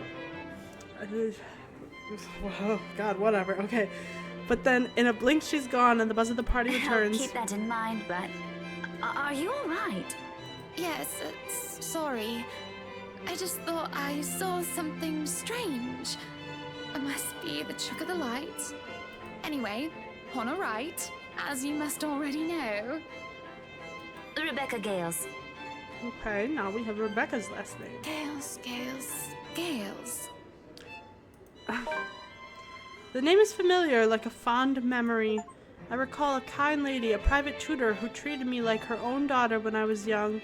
She'd even bring me food when there was no need to do so. Usually stovies, which I honestly hadn't been too keen about, though I ate them nonetheless because she brought them for me. Oh, the professor! And your little Becky! My parents couldn't make it since they're in Scotland right now. And Mom says hi, by the way. Okay, so her family was invited to this because her mother used to be Hannah's teacher at the university, but their parents... Okay, this is starting to make more sense. But yeah, that's me. Little Becky. We met once before. Yes, oh, I remember you! You were the cutest little thing with glasses! And when we met, you were having boy troubles with this lad called something with an A. What was it again? Put it together, Hannah. Aaron, Alan, Adele, Albert, Alexander, Andrew? The more I list off names, the more red and the more quiet Becky gets. She starts to look a bit miserable as her body language shows discomfort and stiffness. Perhaps I've triggered a horrid childhood memory. Surely I hadn't been mean when she visited with her mother. I don't quite remember all of it. Ashton! Ash! Oh, she did it. She put it together. That man is that boy! The same one. Oh, goodness me, after all these years! Yeah, maybe if Hannah's thinking, how are you still pining after him? Just tell him how you feel. I can see why, though. He's quite dashing. You don't really need to announce it to everyone within earshot, you know? Keep it down. I'm so sorry, but it really is cute. I was gonna look at something real quick. Okay, Hannah's 31. Okay, and then I was just curious how old she was because I'm guessing, we don't see anything about Rebecca yet, but I'm guessing Hannah is only a little bit older than Rebecca, and Rebecca's a little bit older than Isabella. That's just my inkling. I was just curious about that. And a tad bit sad, yeah, that's what I'm saying. This is a nice party, Miss Wright. Please, Hannah's fine. We're friends of a sort, aren't we? We must be friends, seeing as I know about your little infatuation, Becky. Yeah, that's a good word for it. Don't you worry, dearie. You'll have your happy ending yet. If you do something about it. I'm not too concerned about that, am I? That's not what I'm looking for. Oh? And what makes you think that? Oh, another thing I was gonna Doesn't say. everybody want their happy ending? Another thing I was gonna say is, okay, so that explains why Becca's here, and maybe I guess to some extent why Ash and Zach are here too. Like, she asked them to tag along, but that still doesn't answer why Bella's not here.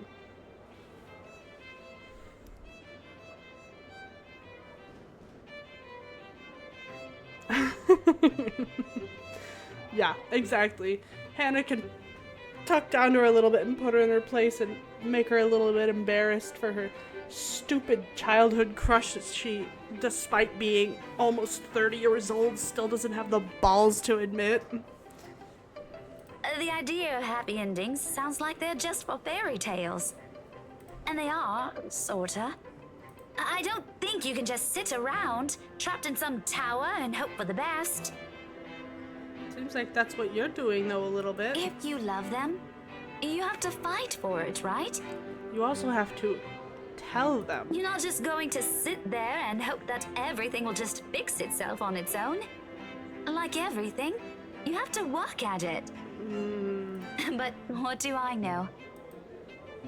There's a grimace, although she starts to relax around my presence. How long has it been since we met as children? Certainly a long time.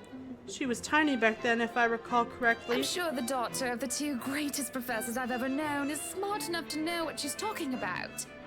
But have you told him how you feel? Oh my god, Hannah. Yes, yes, yes. Those words. Please call her out on it. Oh my god. Finally, somebody who Hannah might be a flirt, but she's very bold and she's very direct. And this is exactly what we need. Somebody who is direct with their feelings. And it's been what? 20 years? 17, actually. But no, not yet. He can be a bit dense. No, that doesn't. Him being dense and you actually physically saying, Ash, I like you. He would not be dense to that. He would understand what that meant. I was hoping that maybe he'd notice on his own and... No, you can't ever trust a boy to notice that shit. Well, that won't do. What if you two become husband and wife? He's not to be dense when he's sworn himself to another person. Why, you might just as well consider leaving before the day's even begun. If that happens, I'll have to give him a good ear bashing, won't I? Whoever anyone ends up with, it's not going to be a perfect relationship anyway. There's going to be things you'll love and things you'll hate about the other person. We're just humans. It's funny. Here I am, trying to give you advice when you did the very same thing back then. I remember you giving me a makeover when we were still kids. And you were the first I told anyone about my... crush. I do remember now that she mentions it. Did I give her that yellow summer dress or the pink blouse and petticoat? She must have kept some of what I said in mind. Feels ridiculous remembering all of those years later talking about boys and how they go crazy for pretty girls as if it's some gospel every woman should adhere to. It was so easy to say such things then, with me not knowing any better. Though looking at her now, she must have kept some of what I said in mind. Perhaps I did say something good at that time, enough for her to take it to heart? But all that didn't matter in the moments as I mull over what she's just said in my mind. What Becky told me is very different from what Marianne told me. There is no time to ponder over that. However, as a hush descends upon the once lively crowd, the music of strings and the chatter slows to a grinding halt as the doors from the foyer opens. Oh, I think I know who it is. The last of the latecomers should have arrived moments ago, and anyone else this late would simply be too embarrassed to show their face. I mean, yeah. So this can only be one person, or rather one man. There is only one man who is audacious enough to arrive at his own party so late. Good evening, ladies and gents. Enjoying the party? I hope I'm not too late in welcoming you all to the right mansion. Unlike I, who was raised in the spotlight and simply grew used to its presence, he sought it out every chance he could, even when there was no spotlight that shone. Why do you think he married you, girl? And I'll never put it against him when he smiles like that. He did so quite brilliantly under the scrutiny when he channels his showmanship. You can tell by the way people's eyes light up as he speaks, how they listen enraptured, even if all he's doing is a simple greeting, a little wave of his hands here, a little smile there, and a little bit of swagger. Swag, swag, swag.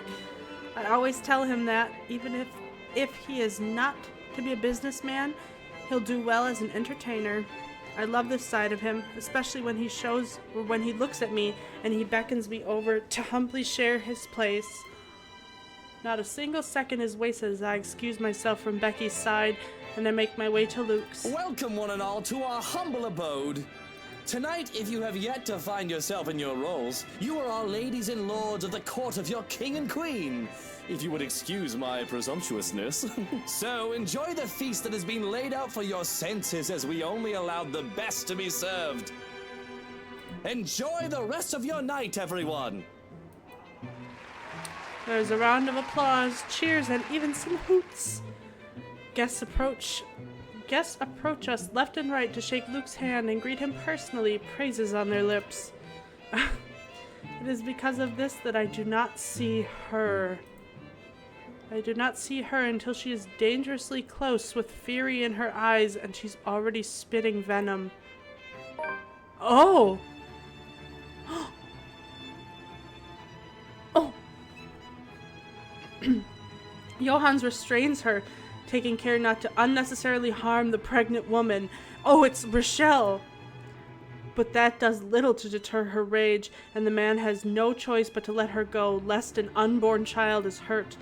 Although it might not be too late for that, as I see an emptied glass of wine in her hand. How much has she imbibed? How much has she, I don't know, imbibed in? Are you feeling ill, Rochelle? Perhaps you need to sit down and... No! Shut it, you munter! I ain't talking to you! I'm talking to this scumbag over here! You bloody bastard, standing there with your smarmy smile! She interrupts me, jabbing her finger in my direction before she rounds on Luke.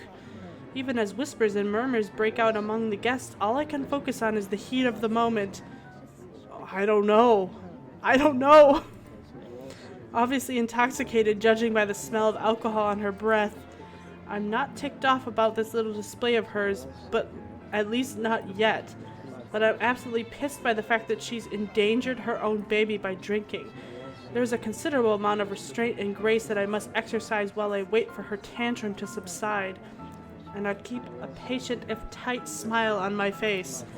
Now this is fucking crazy. Let's wait. I can't wait to hear what she has to say. Luke's expression, on the other hand, is indecipherable. Watch your tongue. You're on thin ice, Rochelle. Where's your husband? Who even invited you? I did. And I told you with great emphasis not to. Now we have a drunk, hormonal, pregnant woman causing a stir. What is even going on? I'm just about to ask that exact same thing. I don't know. But Rochelle, do calm down before you hurt yourself. I can't understand a word you're saying.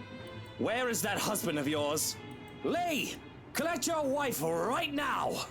Don't you fucking talk like I'm not here and you're not responsible, you ass! You told me that I should wait for you in the gardens! Excuse me? What is this nonsense you're going on about? Crazy talk. That's all it is. Just completely and utterly mad. Has anyone seen the chief inspector? I am pregnant with your little bastard. You promised me you'll take responsibility. God damn it, Luke. I finally got you to talk to me after months of silence, and you do this to me. Dude, you fucking called it. I couldn't remember. Oh my god. What? What do you mean you're pregnant with? Luke, is this true? Lies and slander, woman! Security! Johannes, take her out of here before she makes an even bigger fool of herself! No, you do not do this to me. I was so ready to leave my stupid oaf of a husband. I told you to leave that damn wife of yours. Look at her. Does she look like she wants a baby? What? How can you gather that by looking at somebody if they want a baby? What the fuck, dude? Does she look like she could take care of a baby? Oh. And Hannah liked her. Hannah really liked Rochelle and trusted her. Oh my god. It is now that Johannes returns with security along with a concerned-looking Officer Lee. They surround her and move to escort the hysterical woman. Oh my god. Judging by his pale face, he has heard the whole thing, and I feel nothing but pity for the man. Not that I believe Rochelle. Luke will never— no, believe her. He will— you liked her, you trusted her. He will never go so far as to sleep with another woman, right? What? Of course he would. He flirts openly with multiple women in front of you. And he goes away for hours, if not a few days at a time. Why would he not have secrets? Don't be so naive. I'm so sorry for her behavior. She's been under a lot of stress. And the alcohol. Talking nonsense, that's all it is. You're not allowed to drink because of the baby, Shelley. What are you thinking? Nothing to see here, people. Move along. Is there really nothing here but the ramblings of a drunk? Of course they're nothing but ramblings of a drunk. She's just jealous. Jealous of this wonderful marriage, this happily ever after I have with my prince. Take that troll up out of here immediately! Achievement unlocked, catfight. And see to it that she isn't allowed to hear or anywhere we hold any authority in Luxborn. To be banned from anything with the right name on it is basically social suicide. Oh my god, we practically own half of Luxburn, and there isn't a single establishment of repute that isn't under our patronage one way or another. This is mercy. I can do much worse to her. At least this way, she can just move out of the city and never ever return. I have stayed my hand on the face of her grievous fault, her bold-faced lies when she deserves so much more. I can take away her business, have her factory shut down. It is too easy to ruin her life until she is just nothing. And it is all so tempting.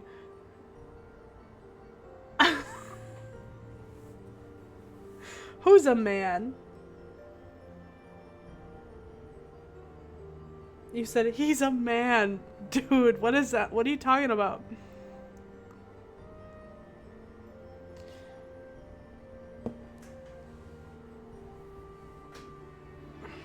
God. I can only see red. The tension is thick in the air, and the silence that embraces the room is nearly deafening. There are worried and almost fearful glances from some of the guests, yet at the same time I can still hear them whispering. But as long as they hold their tongues and don't interfere, none of those matter to me. Especially when my darling looks at me with a different shine in his eyes. It almost seems as if he's proud of what I have done, and that spurs me on more than anything. Everyone, please go back to enjoying the party. Oh, I see. I see what you're saying. Why is she so quick? Because she wants their relationship to be perfect. That's why. She wants the relationship to be good. She doesn't want to think that he would cheat and impregnate another woman. So she just chooses to not believe her former friend and instead believes her lying dog of a husband. Don't let that mess of a woman ruin your night. You heard her! Strike up the band, maestro, and let us dance like fireflies in the night! It takes a bit for the crowd to stir again in the face of all that. But like most problems of the elite, it is brushed under the rug and forgotten in favor of merriment. He offers his hand to me with a small smirk and a bow. Well, that was a mess, wasn't it? And you handled it magnificently. It happens. We are very important people, are we not? Milady, would you like to dance? With pleasure, my prince. No one is going to get in between me and my darling husband. Not Rochelle or any other rich, snooty scrubber. Not most common whore or an ambitious maid. No one is going to get near her in that manner, not while I'm around. Near him in that manner. And if I have anything to say about it, no one is going to get near him at all. Oh no. She's becoming a little possessive.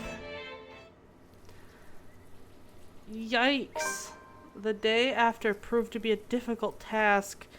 My darling prince is a man of many connections, a man of the people. He is always talking to one person or another, and I am always left alone and able to stay by his side at all times. Oh no, she's gonna kill him!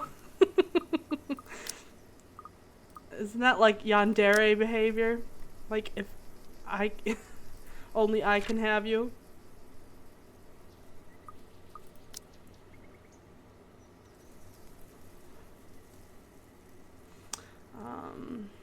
Let's see, I'm always left alone. Yeah. It is frustrating, but I have to be understanding. Besides, I don't see why he can't just stay at home. Imagine this though, like I'm just looking at this scene, to have like a window like open and you could, or like a doorway open to the outside, and you could just like have the like breeze come in and like, oh, that would be lovely. On like a, or like if it rained, you could see the rain outside. That would be, oh, that would be wonderful. Besides, I don't see why he can't just stay at home. The least I can do is make sure I have his time while he's here, which in and of itself isn't as easy as it sounds. Not with that bloody valet of his tailing him around. Johans! Where's my tie? I can't find it anywhere. Have you looked around your neck? It should be there if it's not on your clothes horse, sir. It isn't often that I'm awake this early, at least early enough to find my darling prepared for the day with his valet attending to him. It is an old-fashioned way to go about the morning. He's able to dress himself after all. But he says that it really makes the day easier for him to have someone else do this tedious task, albeit with a grimace. Though if that manservant of his dislikes the duty so much, I'll gladly do it in his stead. Oh. Yeah, this is getting like fucking... She's literally like dissing Johans. Because she's jealous of Johans? I've got it, my prince. Come here. Well, someone's up and at them especially early this morning, huh? Here I thought you'd be knackered by all the dancing we did last night at the party. Yeah, this is getting fucking weird. Hannah like flipped a switch. She was questioning her marriage with Luke, literally calling him like unattentive and like doesn't care. And then all of a sudden a pregnancy scare comes out about him being knocking some other woman up, and now she's entirely at his defense, at his beck and call, has a disdain for his butler, whose only job it is to... This is getting fucking possessive. And after that, well... A saucy little wink and a smile is what he offers me as I draw close to fix his tie. And when the valet reaches out with his perfume, I quickly take it and shoo him aside. This close, his scent fills me with the smell of white flowers, cocoa, cardamom, and almonds. It is intoxicating, and the sight of the two of us in the vanity mirror is picturesque and perfect. Can I help it if I feel a bit resentful after another person gets to do this for Luke every morning when I could have done it myself? This is getting fucking weird. She snapped. Oh, it was too much. She was cooked by the pressure. Yeah, her fucking brain receptors all shifted. No, I can't. You're dismissed, Shroken. I have this. Go on then. You'll be summoned if you're needed. There's a curious look, furrowed brows, before any sign that he cares is wiped away from his expression. Very well. If you need me, I'll be somewhere that isn't here. You could have let the man do his job. And I say there's no need for him. I can take care of you just fine, my prince. Just where are you off to this morning anyway? I hate the thought of him leaving me. It feels like an eternity without him here in this lonely place that doesn't feel like a home quite yet. Although the mansion is really growing on me slowly but surely. I want to be at his side, yet he fails to see such an obvious thing. Yeah, I know, the prince thing. Again, it feels very possessive. Business. Where else? Like all of a sudden now she like associates him and her to be like up on a higher pedestal than everybody, and she wants everybody else to go away. Why can't you just work from home? You can afford to, can't you? Business needs a firm hand and a personal touch, Buttercup. Besides, I can't stay cooped up forever in here. I'll go mad. Well, you'll come back home as soon as possible, won't you? It's so awfully lonely here without you, my prince. I could. I don't see why I should, though. This hasn't been a problem before. You know I'll come home when I come home. Just get home as soon as you can. For me, won't you? No promises. It's business after all. I can't just stand up in the middle of the meeting and tell them the wife wants me home. Then forget those peasants. He stops and stares, looking perturbed for a moment before shaking his head. Is he feeling ill? That's more reason for him to stay here with me, doesn't it? I'm just being a good wife, worrying about my husband and all. Be good, dear. And stay safe. There's been all sorts of dodgy characters seen about the property. Oh, he's fucking concerned for her. Like, this man barely gives a care half the time, and it all like snapped into reality that something's not right, and he's concerned about her. I'll be leaving Johans with you, just in case you need anything, and to be on the safe side, okay? But I don't need a valet. I need you here with me. I'll be closing a big deal with a pharmaceutical company soon, if things go according to plan. Maybe, after that, I can take a breather for a bit. No maybes. You have to promise me. I only need him. Oh my god. I'm going to be late, Hannah. The longer this takes, the later I'll get home. Fine.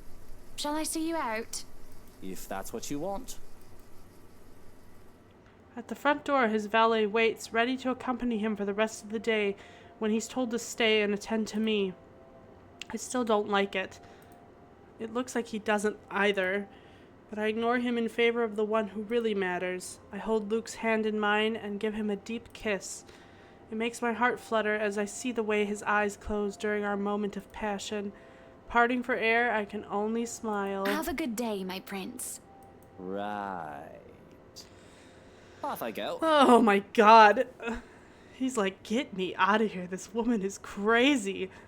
I still don't want him to leave.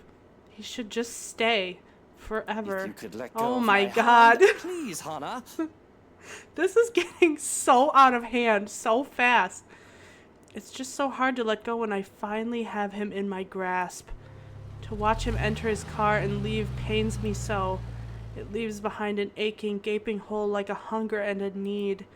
I'm not content until he returns. If it fits you, breakfast is ready in the parlor, madam. If anything, I'll be in a foul mood until he returns. Leave and go practice your bloody sodomy elsewhere. Oh my god. Oh my god. I think she was laid last night. I think that's what the, like, playful, like, flirty thing. She just fucking called him a sodomite. So Johans is gay. This is fucking so now she's fucking homophobic too? This family is so genuinely fucked up morally. This is so crazy. For what? I know this whole running gag has been a joke that, like, him and Luke fuck, and maybe it isn't. Maybe it's real. I doubt it though. But Johans is gay, and now she's. I can no longer forgive her. I fucking told you. You guys were like, she's so sweet. I feel so bad for her, and I'm like, I'm not telling you what happens, but and I forgot about this. But there's more shit that happens in the future. So, just a little heads up. Hannah's not a very, like, demure little flower like she pretends to be. Peculiar. Love how he just brushes that off. When I turn around to hiss at him to leave, he's already gone, and that suits me just fine. Yeah, Savannah. I think you read it as my husband when it was his husband. Oh, so he has a husband that stays here. Possibly. I want to be alone. Oh my god. I want to be alone without anyone bothering me. This has been a crazy 360 since, like, we were just talking to Marianne just that little bit ago. Or even, like, talking to Zach. Ugh. I want to be alone with myself and my thoughts, with only these halls as company. These damned halls which will hold our memories. Just he and I. Excuse me. There is no one else I need but my prince. Not some cheeky servant who's just living it up because he's Luke's right-hand man. Rubbish like him deserve nothing. Fuck. He deserves to be thrown and locked in the attic. Why are we here all of a sudden? Without realizing it, my feet have brought me in here. This empty, lifeless room disgusts me. The longer I stare at it, the harder it gets to breathe, as if the walls are moving in on me. Yet at the same time, it pulls me in. I hear whispering, and curiosity get the better of me as I look under the bed. There, on the far corner, a loose floorboard. What the fuck is happening? How did we just were beckoned up here? Yeah, I mean, I do know what's about to happen, but I'm not saying shit. And everything that Maggie has been saying so far will be. You'll see. You'll see. The wood, despite having swelled and warped over the years, is strangely familiar, comforting in its feel. Though it's not merely what my hand searches for. As I reach for it, it takes quite an effort, but soon I am able to lift it.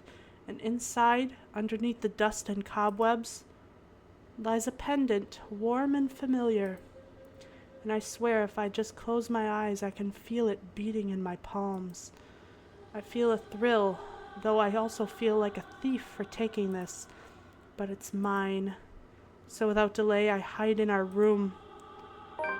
In front of the vanity, I see the way my eyes shine as I remove the clasps of my old necklace and put on this new one. It fits a lot better than the old one. I can feel it as it weighs on my chest. Right where it belongs.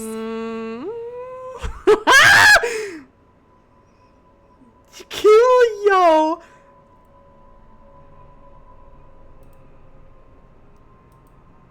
And now we're playing as Zach.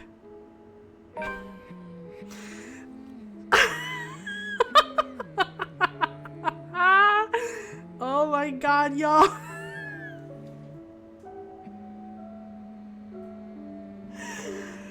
Shit went south so fast. God, I'm waiting to hear what any of you have to say about this. Oh my god. Yeah. Yep. She called it.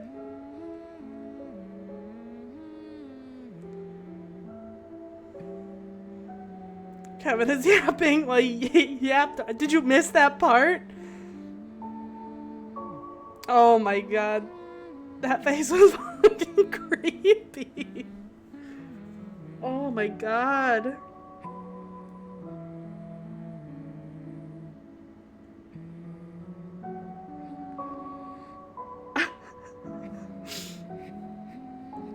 Yeah. See, that's what I said. I don't want to confirm anything about who calling that she's possessed because I don't want to spoil anything, but yeah, she's starting to get a little possessed. You did, you missed it. Oh my god. It was bananas, and now we're playing Zach. Now we're on to Zach. We're not playing as Hannah anymore. So, we'll play for Zach for a little bit. It was insane. Alright, let's start with Zach then, shall we? The pleasant aroma hits me long before I cross the threshold. Faint, but light and warm, a reminder of what home is. Pa's stern yet commanding gaze, Ma's tender smile, the sunlight filtering through the eaves in the morning, and the distant smell of cinnamon and vanilla as it drifts through the air every time something cooks from the room.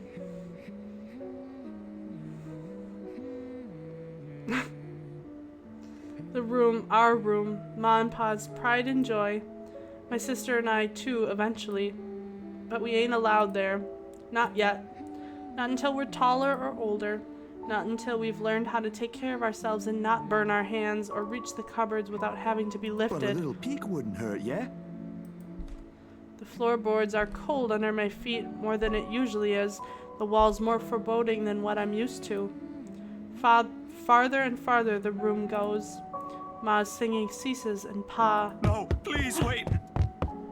What's going on? I'll be good. I'll sleep on time.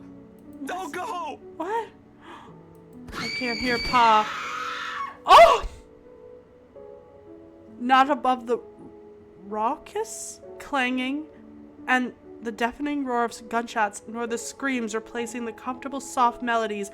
Oh my fucking God. There's only the blinding fear.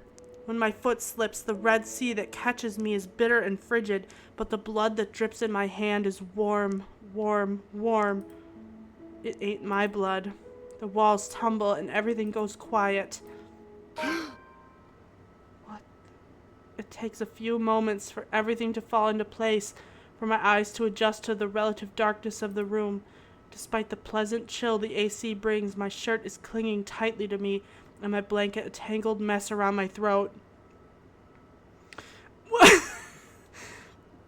Did his dad kill his mom? I think so. I think that's what that implies. He's having a nightmare about it. His dad killed his mom. Hold on. Let's see if... So we're playing Zach now, so we should be able to read his profile. Before his parents' death, he lived in New Jersey, where his family owned a diner and a bakery. He and his older sister were orphaned due to a hate crime, and they were forced to move to England, where their grandparents lived. He had loved cooking and helping out with their old diner, but grew lazy and disinterested after the incident. It did not help that he was one of the few blacks in a predominantly white community at the time. His passion for the visual arts was sparked when he found old Polaroids and home movies of his parents.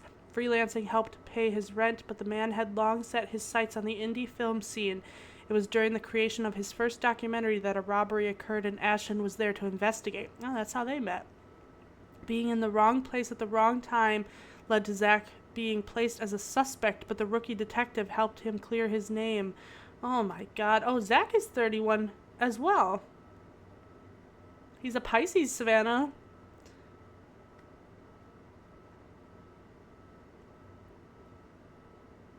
He's agnostic.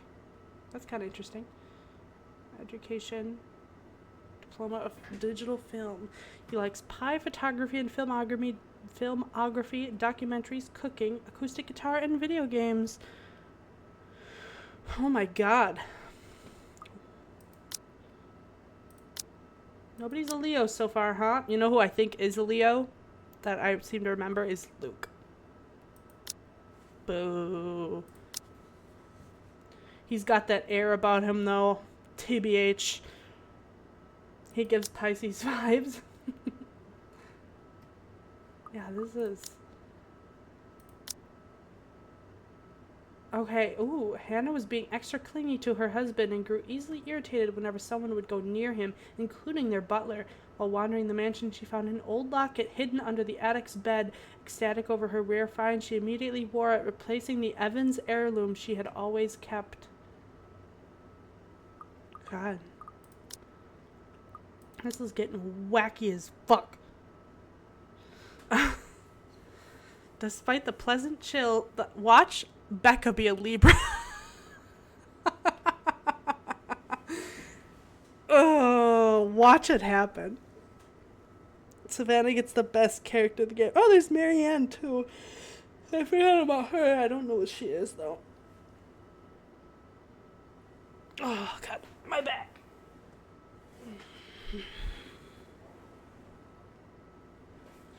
Just sitting here, it's making my back hurt. Lol, I'll cry. I'm calling it right now. Becca is a Libra. I'm gonna say Marianne is. She seems like an, I don't know. I honestly can't tell you. Maybe she's a Cancer. She seems a little, sensitive.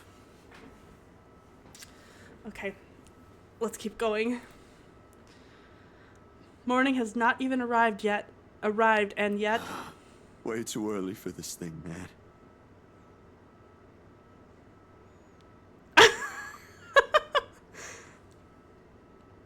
What are you calling yourself?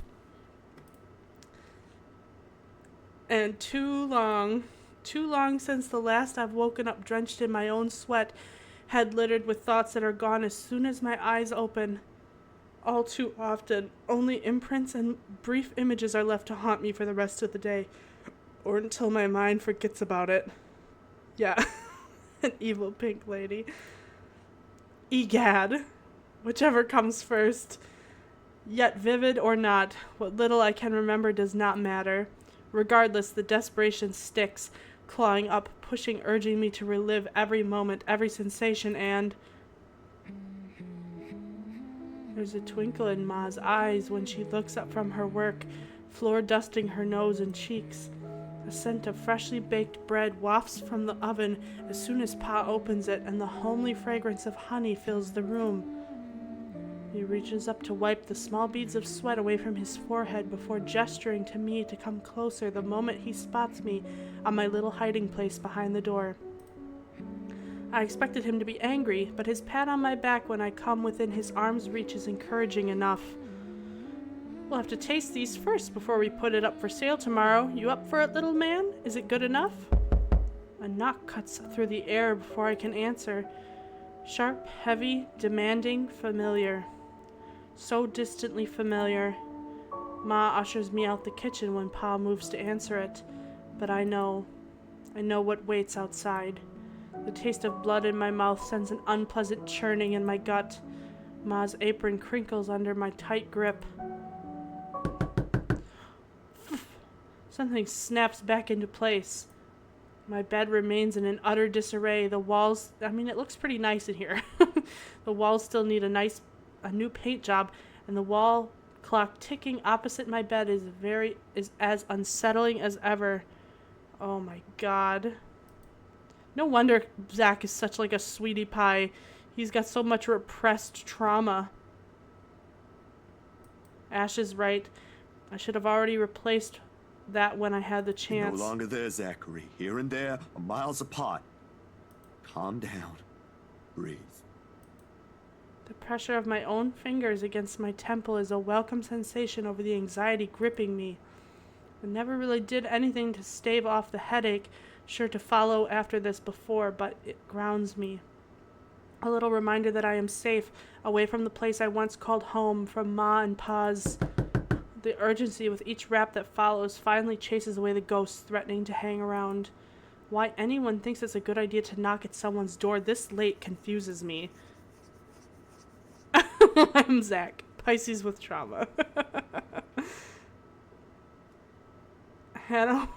Nana would chase them all away with a broom if she was here. But no matter, it's a welcome break from the thoughts about to take a morbid turn if I left festering. It's probably just Ash anyway, looking for a place to freeload, crash. Looking for a place to crash. Wonder of wonders why he's bothering with the courtesy that when he never did so before. So that means he just barges in? Nice. Even with that hunch, though, habit compels me to check who it is first through the peephole. Better safe than sorry, they say. Except the person that greets me on the other side ain't him. Unless his hair grew longer overnight and he started wearing a ponytail, of course, which I highly doubt will happen anytime soon, no matter how funny that looks in my head. It's Bella. You think she's coming from the office? I waste no time opening the latches. Isabella, it's late. A safe haven. Oh. There's something I can't quite pinpoint in her eyes when she looks up. Her face, a pallid shade, shoulders tense, breathing heavy, and an uncontrollable shaking in her hands she's trying to hold back. Hide if I didn't know any better. Hey, Zach. Sorry, I know it's weird for me to show up at this hour, but you are the closest to my office, and... No. It's perfectly fine. I'm not really working on anything right now. Do you want to come in? Is it all right? I know you should be sleeping at this hour, but I thought... I'm sorry, I just thought... Well, what day is it right now?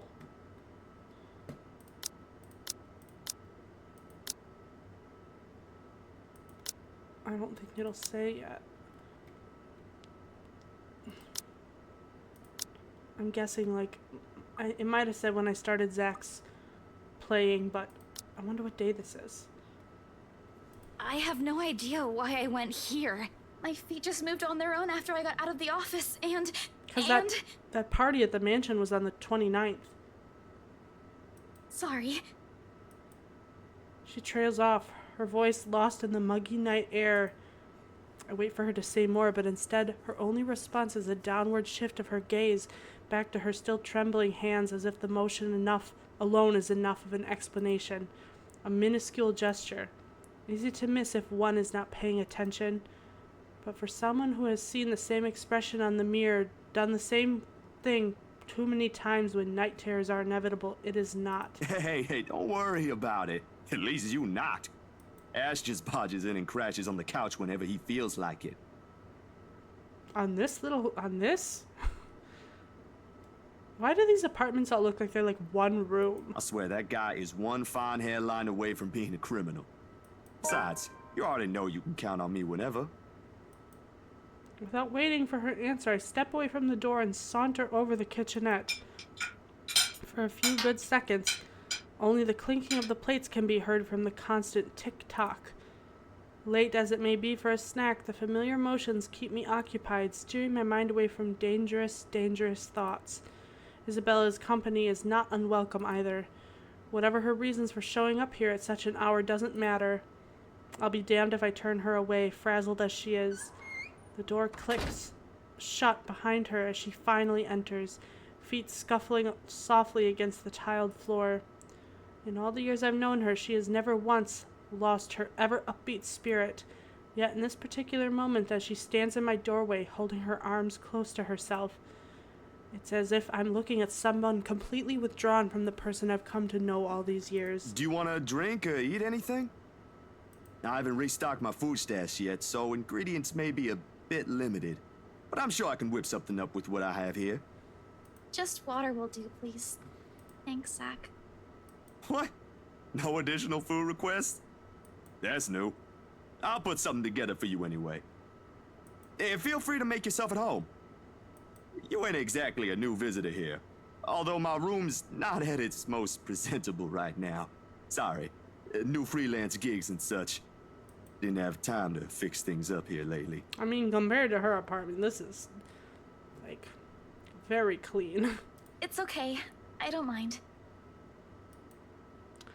Usually, she'd have something more to say about that. A quip, a witty remark to provoke a laughter or two. Nothing from her this time. Only a weak smile before she takes a seat on the couch, and a silence that stretches out until we have left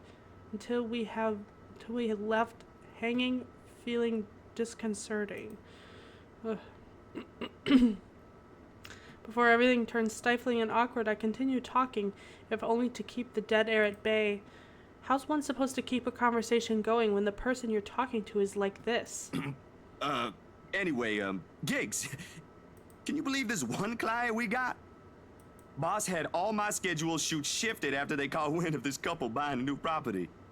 Man, must be nice to have all the money in the world. The world itself moves for you, huh?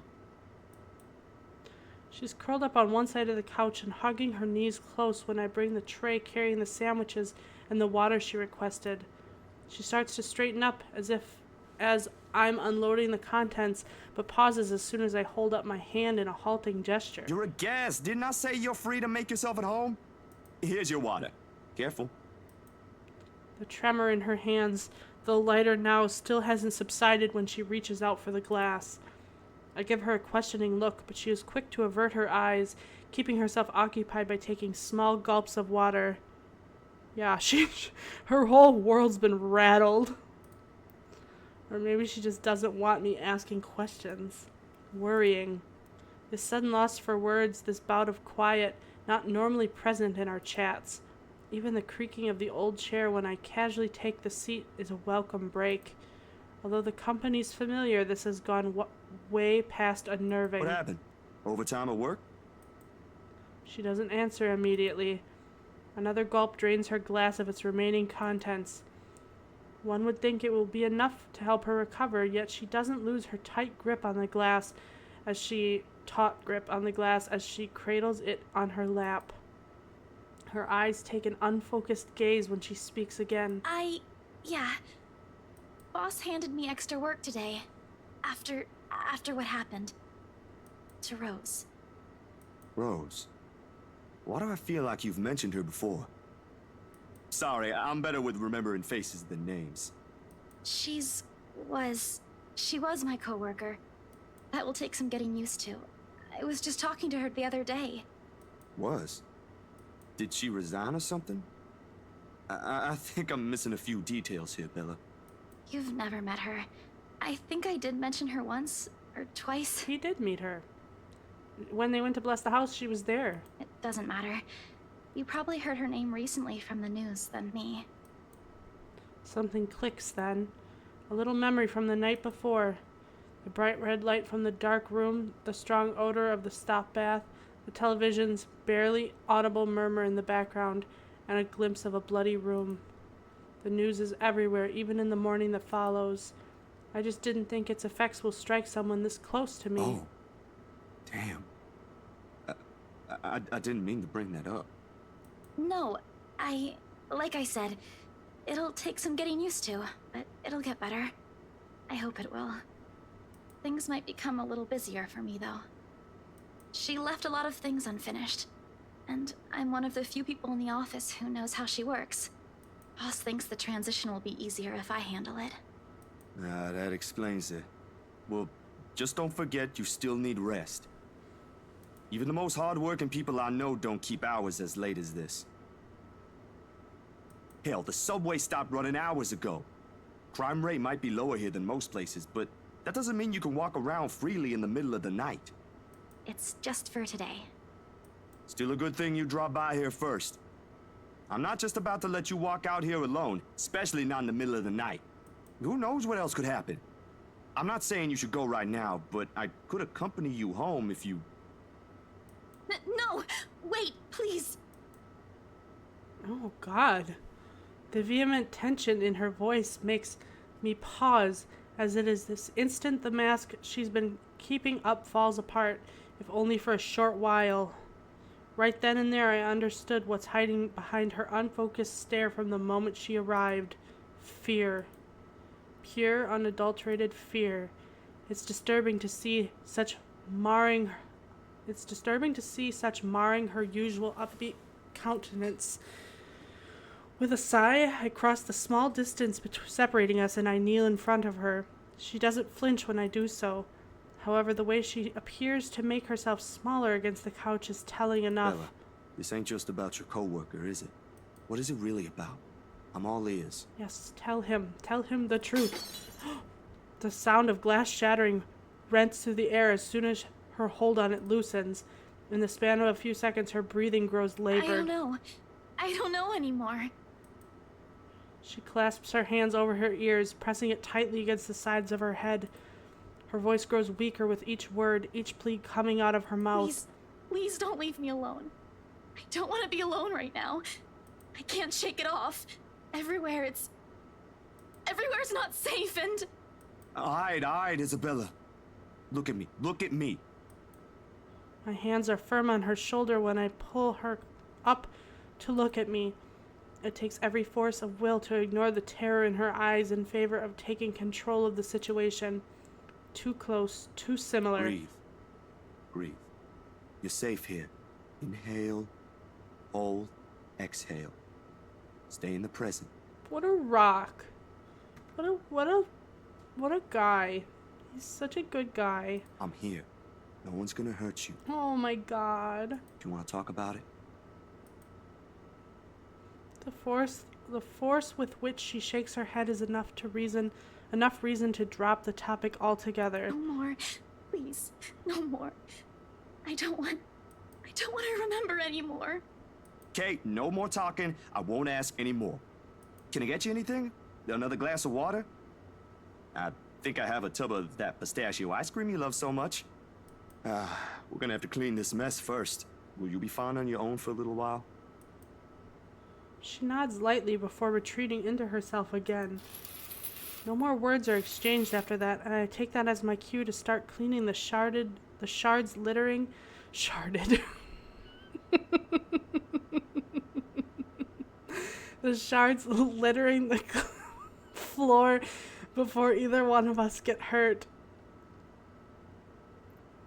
Oh, yeah, right? You know, just a nice calming voice, a nice reassuring voice.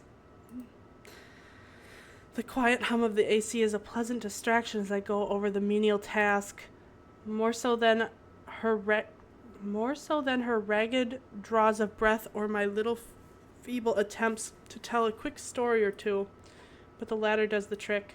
And soon enough she has already drifted off by the time I return with the promised glass of water, her chest rising and falling in a steady rhythm, the strain on her shoulders gone. Frankly, I've never seen her this still. She mumbles something I don't quite catch when I carry her to the empty bed and hugs herself tighter against the mess of blankets. In spite of the fact that she appears relaxed, the small frown on her face hasn't quite disappeared.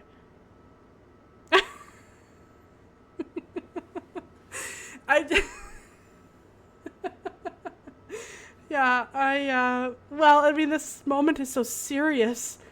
I fucking read the word sharded. Oh, whatever. Whatever happens to her, won't be leaving her anytime soon. But for her sake, I hope it won't stay long with her. Because no matter what promises I've made, this is the kind of fear no person could shield from her. I should know. There are still questions left to be answered. But the late hour, coupled with the sudden exhaustion, made my old couch a more comfortable bed than it typically is. Darkness immediately welcomes me as soon as my head hits my makeshift pillow. I can only wish the dreams will keep at a distance for now.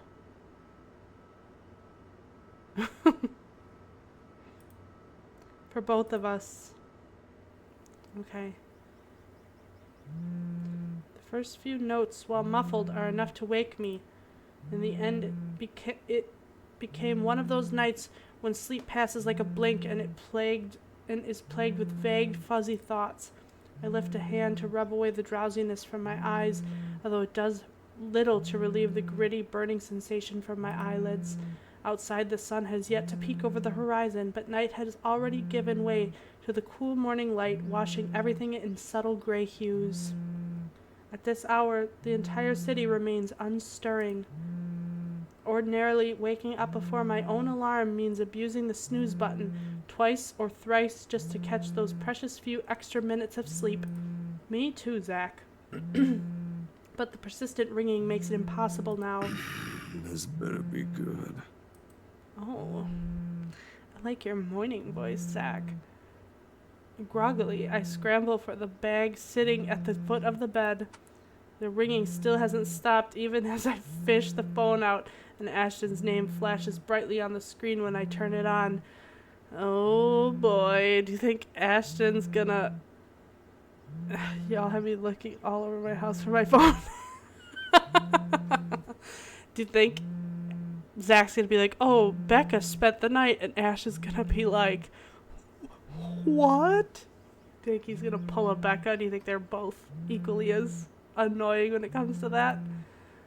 Must be pretty urgent if he hasn't dropped the call yet. Took you long enough, Z-Man. Ashton, it's 6 in the morning. The sun hasn't even risen. Hell, my brain ain't even awake yet. Stop calling me Z-Man. It's 20 past 6, Zach. Oh my god. You're one to talk. Give me back my 5 extra minutes, Ash. I want my sleep. Hey, don't make fun of me. I can be a more person too if I want to. What's this all really about? You don't usually make calls around this hour. They made me yawn. Is the world ending today? Sorry about that. Becca rang me up a few minutes ago looking for Isabella. Said she didn't show up in her own apartment last night. We both tried calling, but her phone seems to be off. Here we go. Do you have any idea where... I should have known you two would come looking for her first thing in the morning. Not a laughing matter, Zach. You can't really let your guard down with everything that's happened here recently. You've heard about the Cooper one from the news. Everyone in the precinct has been restless ever since the incident the other day. Yeah, I get what you mean. Listen, Ash, about Bella. I let my voice trail off, unsure of how to go about recounting last night, if I should even say anything to him. He might be a close friend, but at the end of the day, what's ever bothering her ain't mine to speak of in the first place. On the bed, Isabella remains as still as when I transferred her the night before.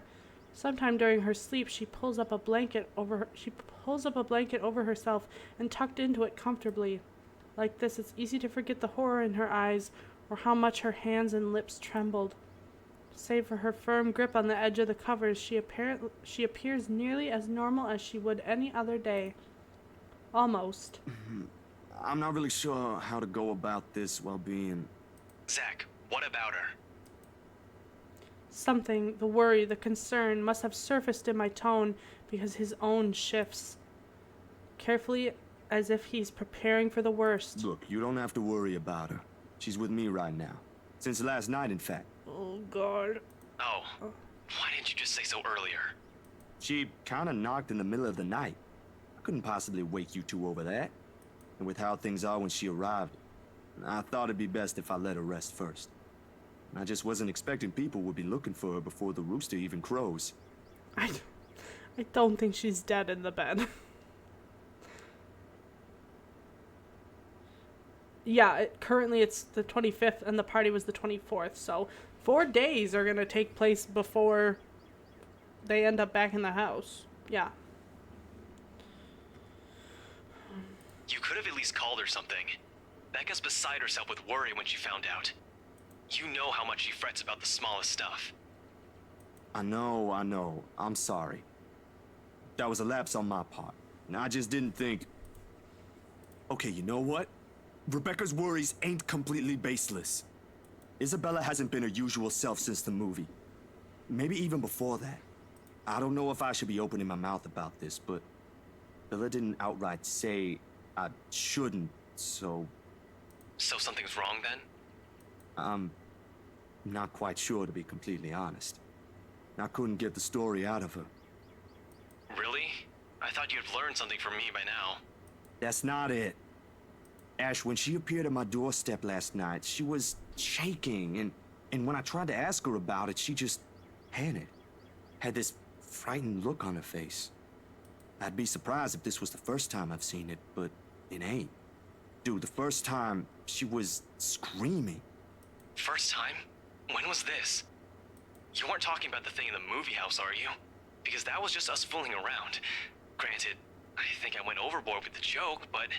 No, it happened the day after. When she invited us to lunch, you weren't there.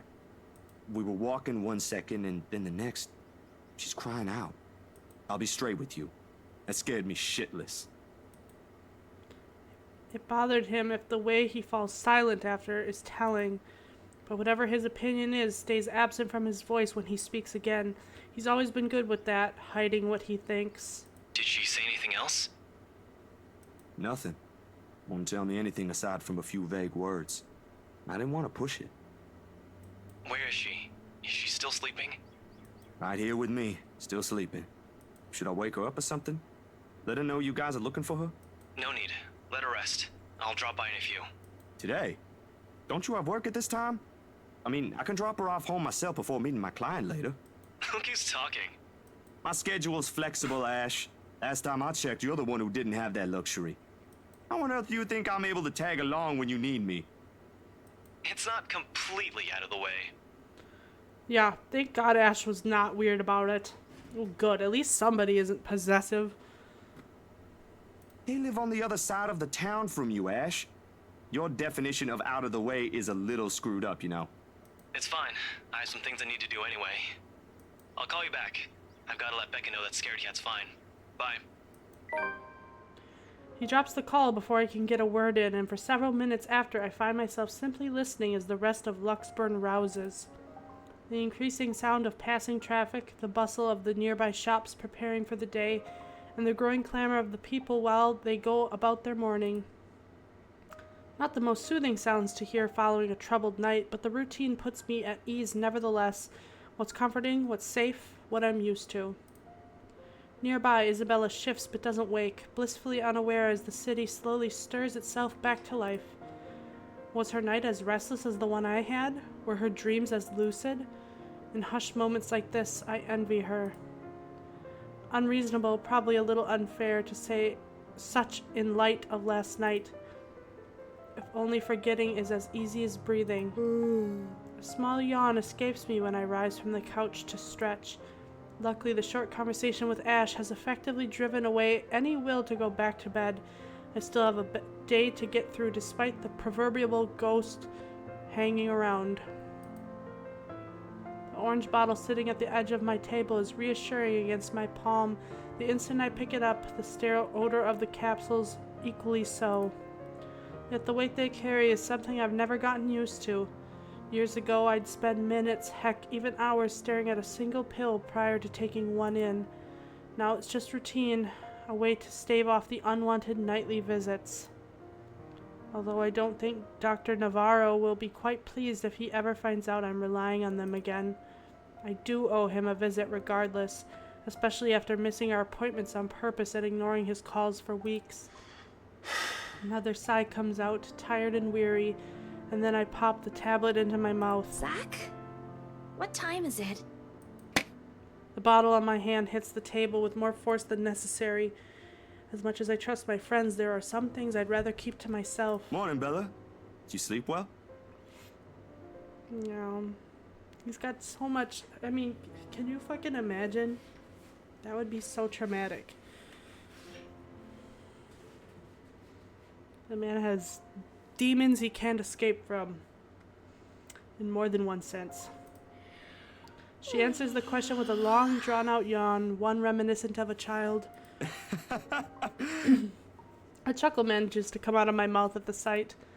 In this manner, it's easy to mistake her for someone too young for responsibilities, inexperienced and immature even.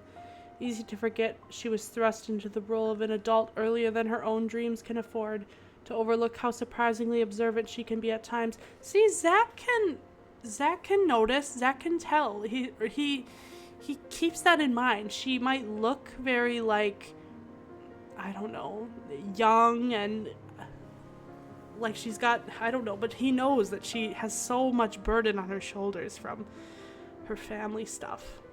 But he can recognize both without being overbearing and parenting.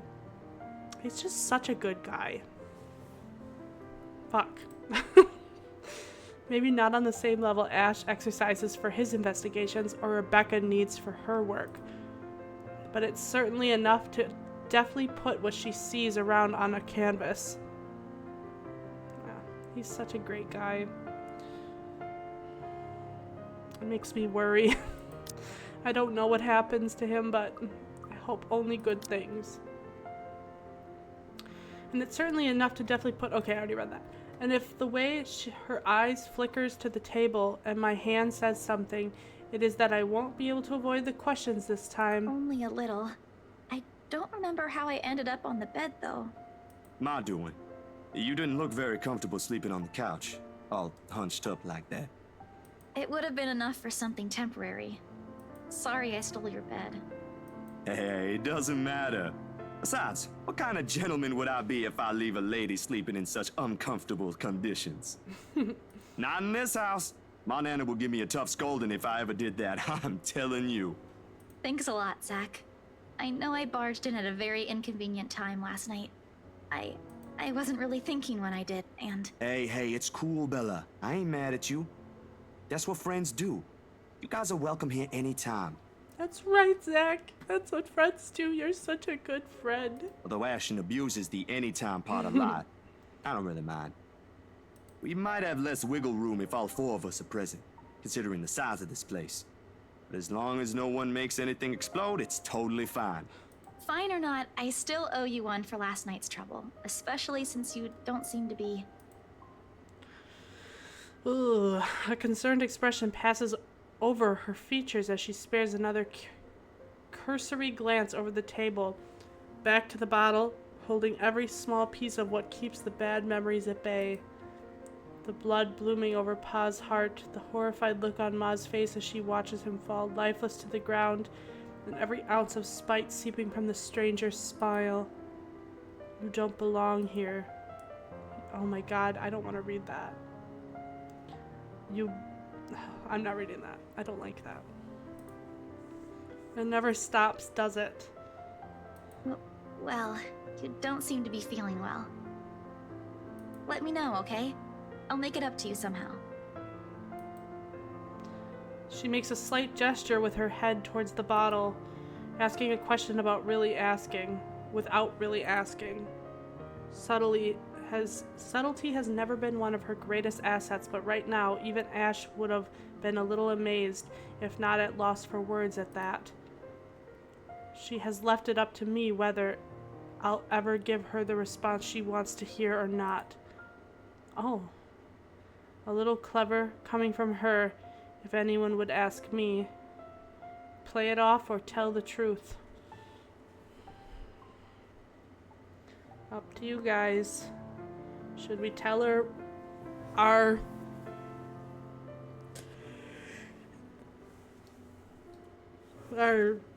reasoning for our medication? Okay. We can play it off. I'll do it, but honestly, if I were making this decision, I think I would tell the truth. It doesn't hurt for her to know more about him. What, this? And it's just another way to, like, push our emotions down. It would benefit him to talk about it. Anyway, we've already gone the other way. The pills rattle against the container when I shake it casually in front of her. They're nothing to worry about. They're just vitamins. Vitamins, Bella. You know, the usual maintenance stuff. Can't be too careful these days, especially with how erratic the weather has been lately. Actually, I did come down with something last week. Forgot to tell you guys about it. Got me a little worried I wouldn't be able to make it in my own movie premiere. Good thing the virus or whatever it is left days before we're supposed to meet, huh? Although I think it's decided to come back for another round. Do you know what I just realized? His parents were killed in like a hate crime incident, and the movie, the short film he made about was like oppression of like black people and so when it didn't get good reviews, it probably hurt him even more. It wasn't just based off of history, it was also that his parents also were victims firsthand of like racist behavior, and I just realized that, and that sucks. Zach, you aren't really sick, are you? Well, there goes that excuse. You're the nicest guy I know around, but you're an even worse liar than I am. I understand it's not a habit, but even I can tell when something's bothering you. You have no idea how many times I've been told that. She shifts her attention to her hand, to fingers clasped firmly together at the hem of her shirt. Instead of a usual grin I'm expecting from her, she draws a frown, her lips pressing together tightly in a slight grimace. Seems like she wants to ask more beyond what I'm willing to tell, but simply can't phrase it. I can't tell if this sudden inquisitive, curious nature has been a part of her from the start, or if she merely spent too much time around Becca and Ash. When she looks up, however, the question doesn't come. There's only a smile too reassuring to be genuine on her face. Can you tell me one thing at least? About this, and that thing when we ate lunch the other day? It isn't just about what happened to your movie now anymore, is it? Oh, God, I was just talking about this. No, it ain't. That was never it in the first place. Just a simple statement of the fact. This much I can answer with all honesty. She nods then, her conflicted expression melting into something more pensive. This is her concession. I understand. I'm sorry if that came off a bit pushy. I appreciate it. I really do, Bella. There's some things that are harder to talk about. Even with longtime friends. I get you. Or at least I think I do. I'm not going to pretend I could help and tell you it's gonna be okay. I know it's never that easy. But I'm here for you if you need someone to listen, Zach. You know that, right? I could say the same thing about you. I'm here for you if you want to tell me about what happened yesterday. You were pretty shaken. A laughter, almost bitter and likely a little harsh, slips out from me. Completely unintentional on my part, perhaps even the medication talking, but the words have already been said, the damage done, leaving only enough room for regret. Still, she doesn't flinch, only looks a bit torn, with her mouth opening and closing in silent indecision. In the end, she settles for a deep breath, the release slow and steady as if letting out the heaviness weighing on her. When she looks up at me, something, a small, unfamiliar, barely unnoticeable thing, slips by. As for what, it's impossible for me to tell. I'll tell you. I promise I'll tell you. Yes, please tell him, girl. But not right now. No, right now. Not when I need to make sure of something first. Please understand. Fine, let's see what a relationship looks like. Oh, yes. Okay, good. Zach has no negative... I mean, how could he? He's got no negative emotion or relationship things yet. Ever since I came here, other people, you guys, have always been helping me. You, Ash, Becca, even the job I have. I only got it because my aunt helped. I don't want to repay any of that kindness by dragging other people into more trouble than necessary. I just want to try and fix this myself. I should be happy. There should be pride in that despite the problems, she has found herself a stable ground to stand on. But somehow this time I find myself worrying instead. I'll make another attempt to get the story out of her if I can. But this is a dance I know all too well, and with her, I doubt forcing her to say something would yield any results. As much as I want to imitate Ash, there's only so much I can ask that won't result in something a little over disastrous. At best, she'll stop talking to me until a week passes. At worst, I'd rather not risk it. I've never seen her angry. I know. There's so many bits between, like, personal, like, sad trauma and family things, and then scary horror. This is possession. And then there's a murder mystery going on at the same time, too. Don't forget about that. Outright annoyed, maybe, and often directed at Ash, but never furious. What did they say again about happiest people when angered? Besides, it'd be unfair to her after our little chat. So, food then? She seems relieved at the brisk change of subject, and as if it's been simply waiting for its cue all this time, her stomach rumbles at the mention of food. Rather loudly, as a matter of fact. Alrighty, Missy. We're going to get some chow now. Better be quick, though. Can't have your stomach starting a revolution on us here. Don't make fun of me. I'm not that hungry. Maybe a little. I didn't think I'd end up skipping dinner last night. God, I'll try to make sure nothing happens to Zach. And now we have one starved stomach protesting.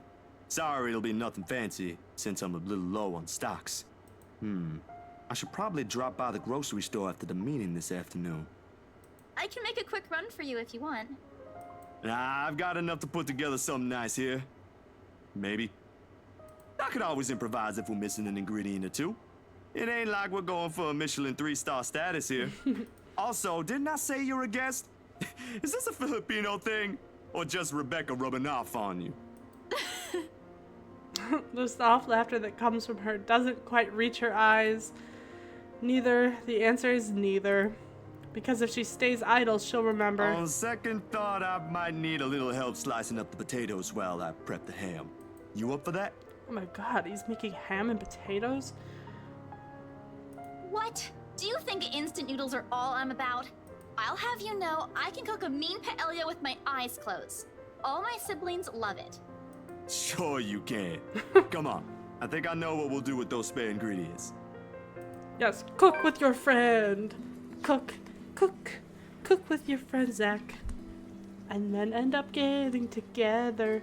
Despite the massive effort to keep the mood light with small chatter, cooking ends up being a mostly quiet affair. Between us, the consistent clapping of the knife against the board and the muffled noise from the television I left running, words have become surprisingly difficult to string together. Not entirely unusual. We've had moments like this before, but definitely unnerving with how things are now. I really wish someone else will come knocking at the door. Hey, you know what? Clap it. No, not yet. Let them have a sweet start to their relationship, if they have one. Well, Ash is supposed to come over at some point. As pleasant as this is, breaking the ice or keeping a conversation going has never been my forte. That has always been Isabella's or Rebecca's department. Sometimes Ash's, although most coming from him border on awkward or embarrassing. Speaking of the guy, he never did call back, and I'm willing to bet my entire yearly salary that he has fell right back to sleep after that call. What did I say? Sorry, Bella. Could you... Yep, I got it. The potatoes are almost ready, by the way. I turned down the heat just in case. You might want to check on them, though. Hold on, I'll be right there. Sheesh, wait up. If you keep rapping at the door like that, you'll break it down. I mean, we know who it Ash. is. Yeah. Oh, good. You're awake. Ash has already welcomed himself in when I take my eyes away from the oven. He's never been really keen with the notion of courtesies after he's warmed up to you, this guy. All 13 of my locks he broke and attests to that. Oh my god! You're a criminal, Ash. That's breaking and entering. He's a good fellow, though. Okay, I guess. Maybe a tad bit Maybe a tad bit standoffish at first glance, but he's trustworthy. Don't you have work today? Oh, I am going to be wrapping up in probably like another 10 minutes.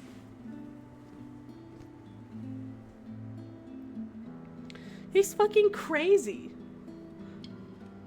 He just like, oh, okay, whatever. I could ask the same of you. Hey, Izzy, man. You're late. Something came up? You need to drop the Z-Man. It's getting old.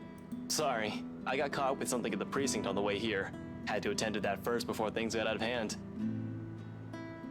I'd tell you about it, but you know how it can be with those kinds of things. Yeah, Later, maybe. Sorry, Matt, I think he updated Fortnite, so I think he's going to be playing Fortnite again. But, yeah. But it's time for me to wrap up. I've been sitting here for 3 hours already. My back's starting to hurt. I know, it goes so fast. This game flies by. And there's still... I should literally look up, like, how many hours this game is. Because we're already, what? Like, probably 6 or almost 7 hours in. With Maggie, when you and I played, I don't think we even made it this far. I don't think we made it to Zach.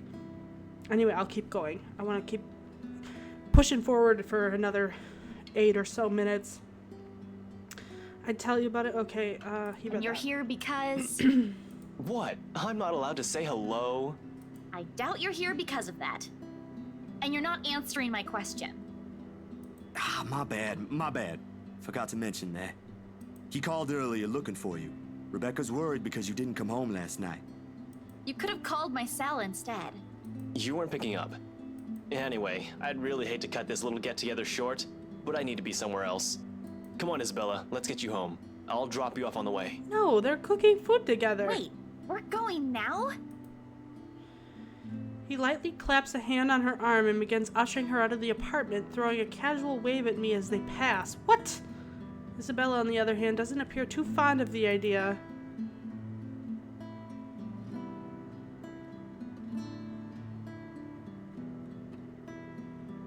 Okay, I don't even remember getting that far with you.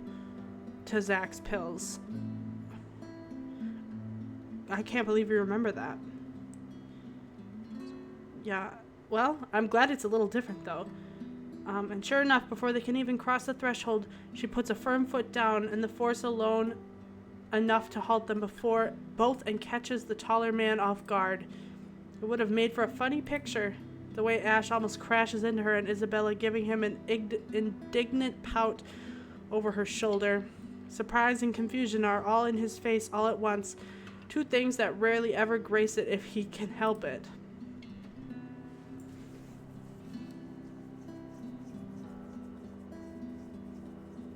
Oh, okay.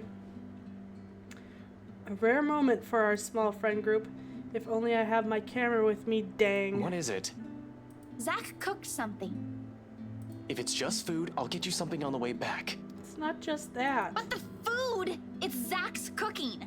Real delicious food that actually tastes like food. At least stay and have a bite. Please? Zach, help me here. These two, whenever they're in the same room, sometimes it feels like herding a group of unruly kids instead of talking to two mature adults.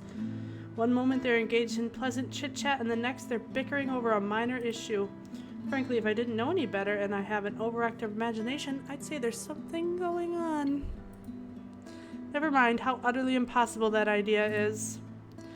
Or it might just be me reading too much into things like always. I can already hear Ash's laugh as if I so much as suggest such. God, it was a struggle getting through that sentence. Oh, this, however. I cooked up a feast. I know you're busy. I know. I want Isabella and Zach together too. But I don't know if it's gonna be a thing. I don't know if the game is willing to budge that much on its story. Make him stay? Okay, I would too. I don't know about you two, but I think you guys should really stay. I've already made enough food for all of us, and it'd be a waste. Let's see what their relationships look like. Up with Isabella, up with Ash. Okay.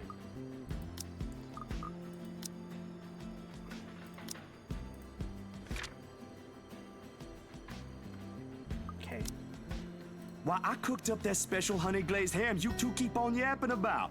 Yapping. Oh, yapping. Cheddar to go with it too. God, that sounds amazing. Woo. The oven timer dings. Yeah, exactly. They cook together. Like, she should be here to eat it. I shoot the two of them an apologetic look before sauntering over the kitchen, mittens in hand. The sweetest smell of the glaze and salty tang of melted cheese wafts through the air as soon as I open the door and take out the two trays inside. Oh, are they gonna show us a picture of what it looks like? Because I love when they show us food. The scent immediately fills the entire room, and even with the door and windows open, the mouth-watering aroma lingers. It's appealing enough that when I put the dishes down on the counter, another starved stomach protests loudly, followed by a burst of laughter. My head snaps up at the two of them, and I can't keep back the smile at the sight they make. Isabella is clinging to the door frames for support, doubled over with breathless laughter. Ash is the more composed of the two, trying to look unconcerned, but a flush has crept up his neck and cheeks. Yeah, I know. I'm also getting hungry. It's clear whose stomach that came from, and Isabella's not going to let him live this down. You're in no place to reject an offer of free food, Frey. I wasn't rejecting anything. Damn it, I just missed a meal, that's all. Aw, he's flustered. Shut it!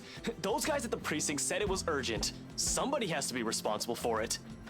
Well, aren't you precious? Yeah, and I just realized when Becca finds out about this little reunion, she's gonna be so mad. Right. You know, if you keep laughing like that, you'll burst.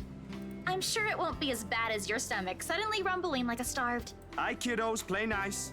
Food's gonna get cold if we keep this up.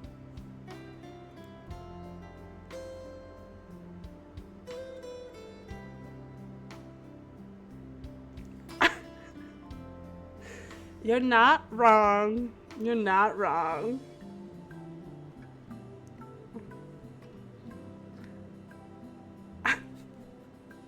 You know who I'd rather, Zach and Ash? I'd rather it be cause I love like when two people hate each other and then they start to like each other. I'd like it to be Ash and Luke.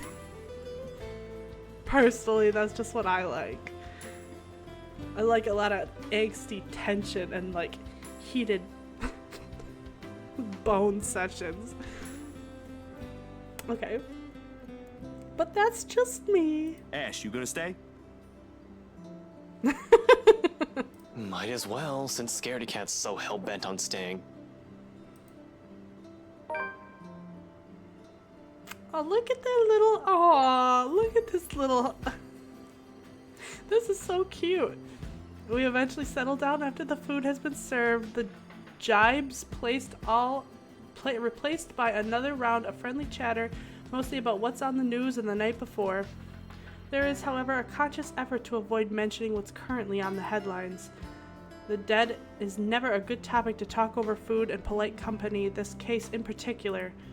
The wounds are too fresh, too soon. Just think of how pissed Rebecca's gonna be when they recollect this little meal between friends and she wasn't a part of it. Ooh, she's gonna be so pissed. Good. I'd likely avoid it as well if I were in her position and someone I personally knew passed away in a gruesome manner like that. Though perhaps the closest we got to broaching the topic is when the infamous mansion is brought up again. But even then, we are careful, Ash and I. We keep the conversation light and avoid bringing up her late business partner. It's the least we could do.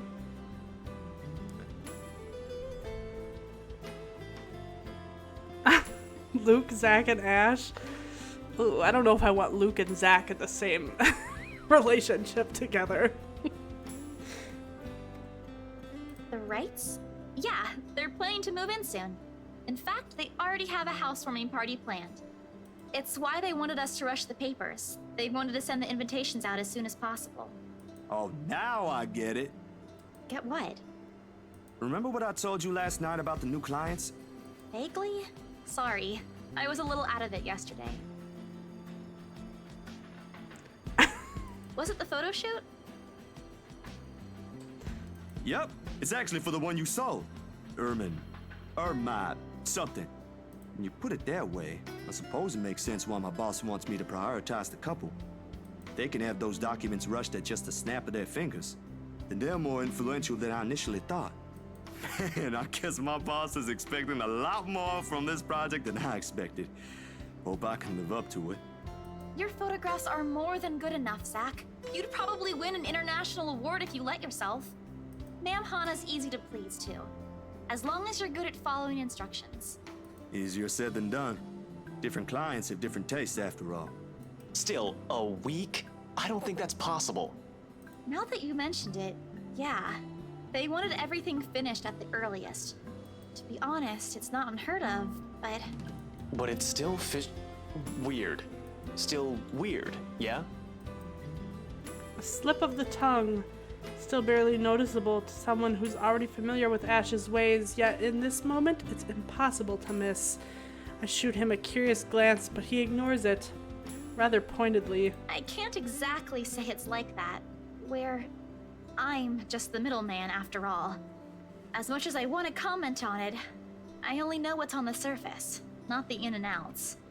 It's just that BRC and my boss are more hands-on with the legal stuff this time, despite having a separate department dedicated to it. Maybe Mr. Wright helped with it too. They have their own legal team for this, don't they? Well, they should have one. Especially for a big property like this. They have, but like I said, it's off our hands. Rose and I don't handle this stuff in the office. If anything, to me, this just means I'll be able to send the rest of the funds to Papa's treatment earlier. I guess that makes a whole lot of sense. Officially off our instant noodle diet, aren't we? Ash, has anyone ever told you that you have an uncanny way of ruining the mood? Look at her look in the background. That's funny. What? I was just saying. A few more months of stuffing your face with those, and I'm sure you'll start to look like a noodle cup. That's a pretty picture. At least I don't live off convenience store food. Or make poor, unassuming pressure cookers explode. What? Ugh. How did you... Zach ratted you out. Oh, come on, Zach. Sorry. It just came up while we were cooking earlier. I'm impressed, Ashton Frey. You even made it to the news. A one-time thing. And it wasn't as big as you seem to be imagining. Oh, sure. Let's all pretend that one time you almost set my apartment on fire didn't happen too. Hey, that was an accident. You were making a salad, Ash. Can we please move on to a different topic? I like that his eyes are purple. Just an observation. It helps, the casual talk, the harmless teasing, the mundane stories interesting enough to let time pass us unnoticed. By the time lunch ends, the shadows are no longer at forefront of my mind. If it's the same for Isabella for whatever troubles her, I can never tell. These things, the anxiety, the fear, they ain't easily seen, ain't easily forgotten after all. You go on ahead. I've got a few things I need to ask Zach.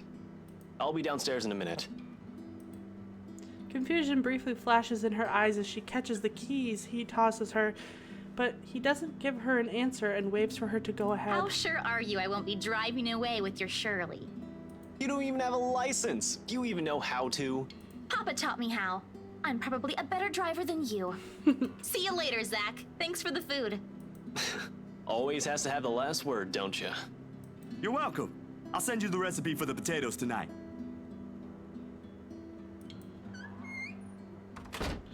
A grin is back on her face when she leaves and closes the door behind her. For a little while after we're left alone, Ash goes wholly quiet, listening, waiting for her remaining footsteps in the hall to fade. The earlier amusement is gone from his face, replaced by what I can only describe as trepidation. I know that look all too well. When he's like this, he's expecting shit about to go down at some point soon. That wasn't very nice, Ash. What was that with Isabella earlier? You're usually subtler with your questions. They hired you. Hired me who? Don't change the subject yet. What's really going on here? The Wrights. Luke and Hannah Wright. You said your next gig is with them. Is that what this is all about? Just be careful around them. You have no idea what you're dealing with when it comes to that couple. I'd rather you stay as far away from them as possible, but you're already here. Isabella's their real estate agent. Seriously, of all the people in Luxburn. Okay. I guess I'll just have to take your word for it. He nods, claps a comforting hand on my back, and turns to leave without another word. He's never been good with those. More often he fumbles with what he wants to say, but his actions alone are enough to tell me how grateful he is for the trust. He reaches for the knob as soon as he gets to the door, but doesn't turn it. Instead, he looks back and gestures with his head towards the table. I don't need to follow his line of sight to know what he's going to ask about. He's likely taken notice of the moment he entered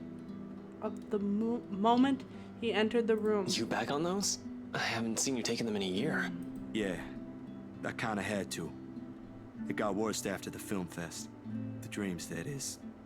I don't think I'll be doing that again anytime soon. Heard about that. Don't drop it, though. You don't want Becca scolding you. She actually enjoyed the movie you made, and she's hard to please. Consider that a small victory. You don't have to tell me. She already did. Rebecca and Bella both gave me an earful after I said the opposite. Promised them I wouldn't, but you can never tell. Hopefully, once I feel better, I'll be able to think about it properly. Speaking of Bella, she didn't open up to me, but maybe with you and Rebecca. Yeah, I'll try. I can't promise anything, but I'll talk to her. Thanks. That's all I'm asking. This time, when he reaches for the door, he lets it close fully behind him without glancing back. A mild draft sweeps into the room as I close the door behind him, slightly disturbing the papers on the nearby fridge. A lone note flutters by my feet, the letters on the surface glaring at me with mute intensity. Ermengarde Mansion, H. Wright, 11 a.m. For luxury living. After Ashton's warnings, they all hold a different meaning now. Okay, I think we're probably...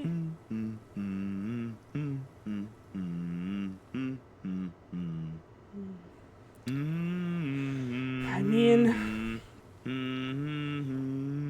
I kinda know something's gonna happen here, and I don't wanna... We're gonna keep pushing ahead for a few more minutes. Let me just let Matt know.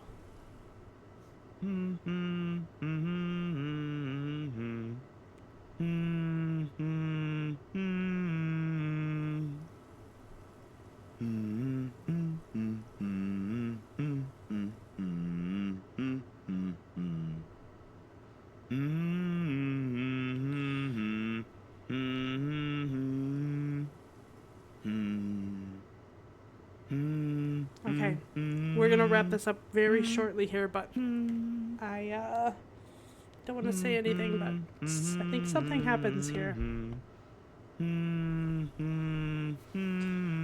The next 2 days rush by in a blur, all together leaving a collective mess of work suddenly piling up and new unexpected acquaintances of friends.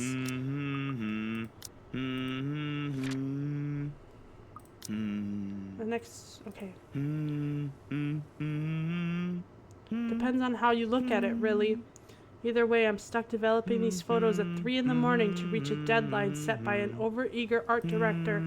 Don't get me wrong, Julius is good, has a vision, and knows what he wants, but damn, he can be too enthusiastic sometimes. Doesn't matter when you couldn't sleep anyway.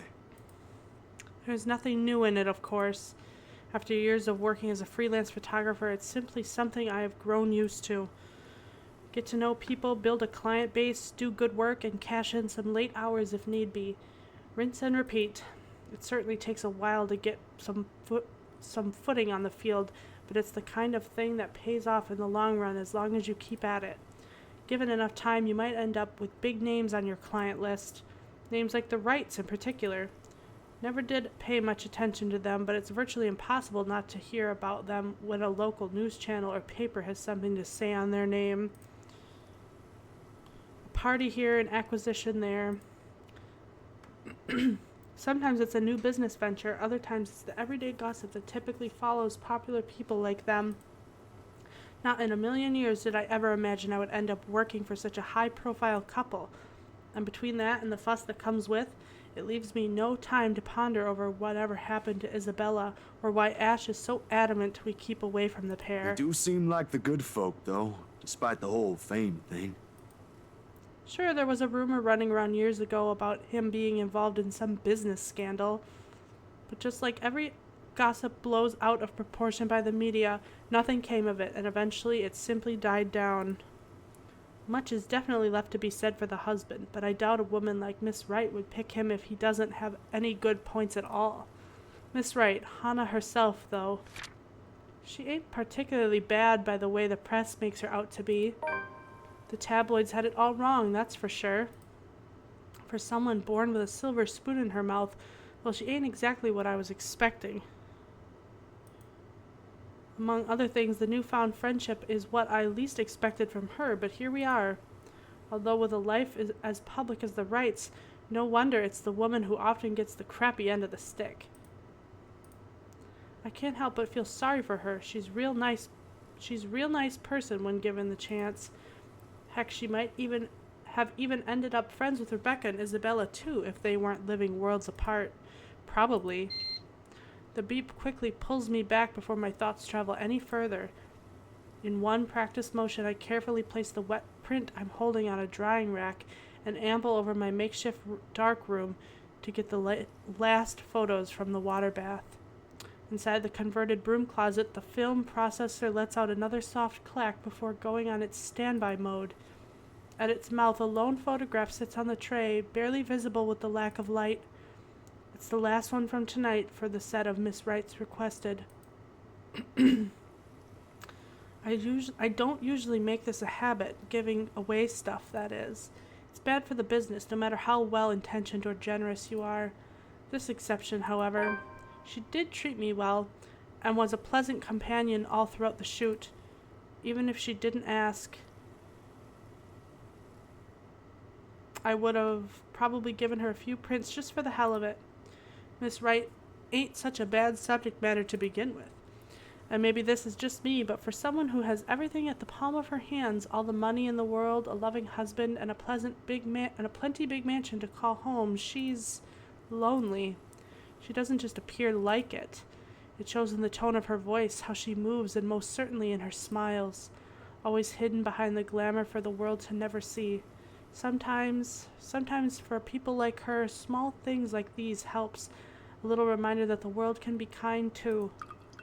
Water drips from the paper as I blindly pick it up and gently lay it on another tray holding a decent amount of photo flow. A few seconds under the solution is all it needs before it's ready for drying. No good rushing this last one, even if my body's already screaming for some decent snooze. My hand fumbles for the light switch, moving forward with its familiarity while I fish for a squeegee among the mess of tools on a drawer with the other. The bulb flickers twice before its glow settles and casts a soft light in the tiny space.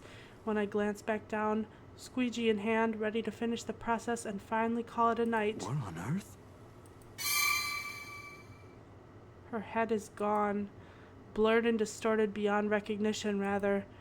The area completely smudged over, leaving no trace of the same sweet smile the good woman carried in all the previous prints. Damn, that was too careless. A common mistake to make, of course, if one is negligent enough to pick a newly processed photo in the dark, like I apparently did. It has happened before, loads of times, actually, but I still can't help but feel a small pang of frustration over one mistake a newbie would likely make. With a sigh, I reach up for the switch again, intending to develop the new one from scratch. It could pass off for one of those supernatural pictures they show on TV, though. A memory clicks, one cursory thought in the sea of many, and a short yet distinct second from the day before. A glimpse is all I got, but it's enough to burn the image in my mind. There was a shadow. No, a woman. In her 20s or early 30s, maybe? But with how far gone her flesh alone had become, it's not possible to tell at first glance. The skin itself, ooh, look at her, like, exposed brain, yucky. The skin itself has already taken a sickly pale color, rotten in most parts, blood dripping from every open gash and lesion on her body. Bony hands grasp Miss Wright's neck like a noose, staining the skin underneath with a vibrant shade of scarlet. Nothing but malice fills the gleam in her eyes. I know. That's another thing I like is we get repeatedly other people's points of views of the same situation when we play them. I like Zachary? Not for me, but for Miss Wright. Zach, is something the matter? Oh, no, there's nothing wrong. I just remembered something, that's all. Let's get back to the pictures. Can you move a bit more to the left, yeah? The memory alone is enough to make me retch. I brushed it off then. A trick of the eye, I told myself, or a product of the heat.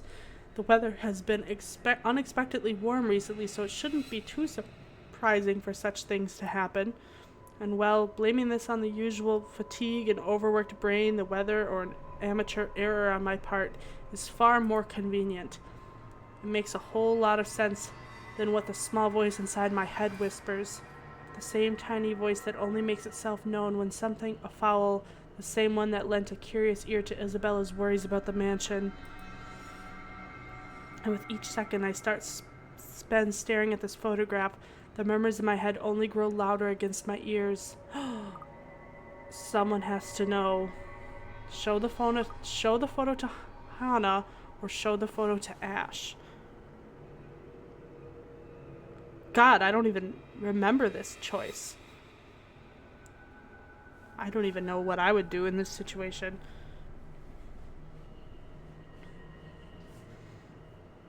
I feel like Ash would just, like, dismiss it.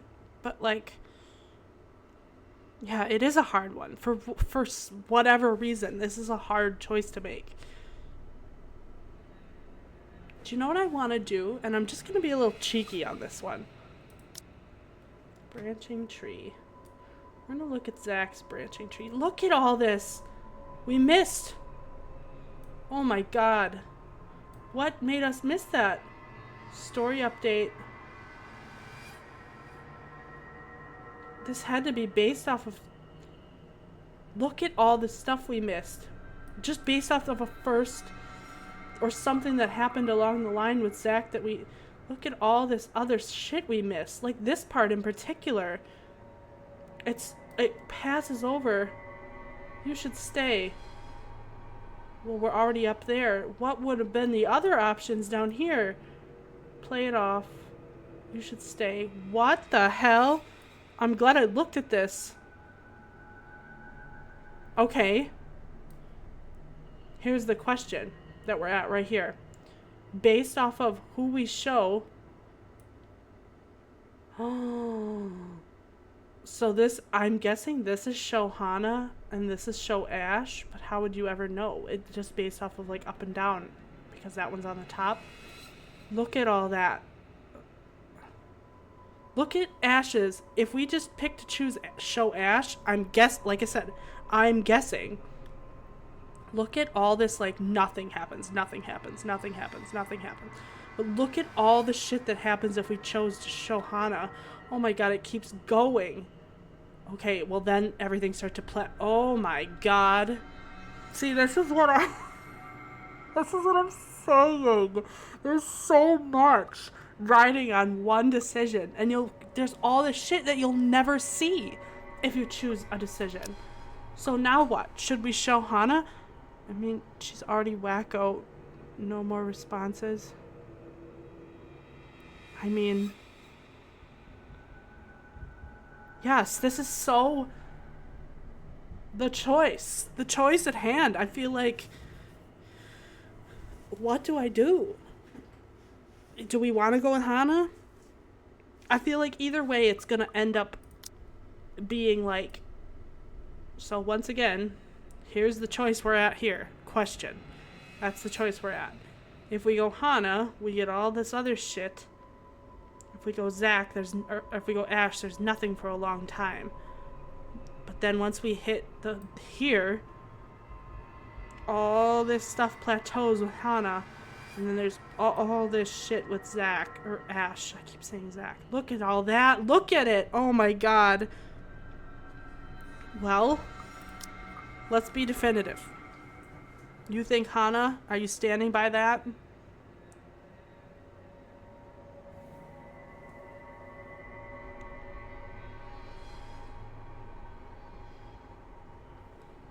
Okay. We'll stick with Hana.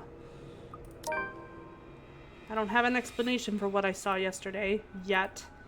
But when you've been there, seen something enough to raise the hairs at the back of your neck, or leave you wanting to flee or hide, finding a more solid proof that a person's smudged off face on a photo is the least of my concerns. Ashton will undoubtedly give me flack for saying that, or even considering Isabella's words and those silly tales about the place. The guy is a skeptic through and through. It'll take more than my account for him to even give this a single thought. Exactly, that was my thought. However, more than his opinion is Miss Wright's I'm concerned about. Surely she must have felt something in those, if those shows on TV are to be believed.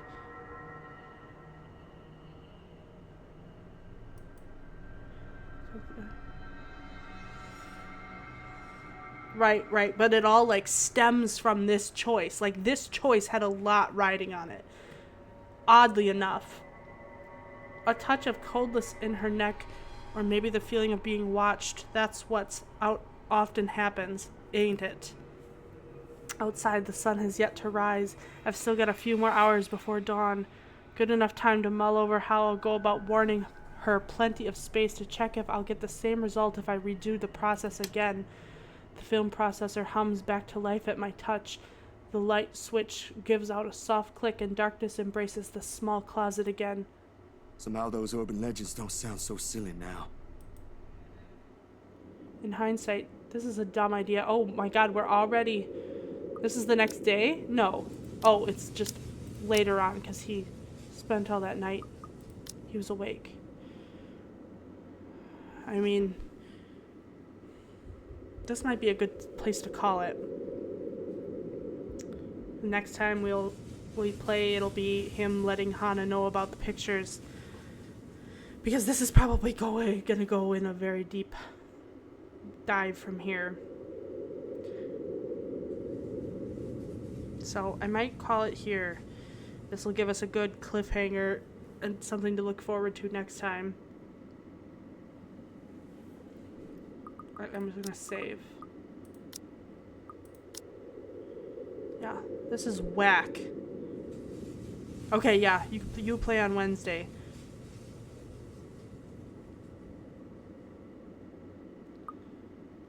Okay, I think we're gonna call it there. Yeah, man,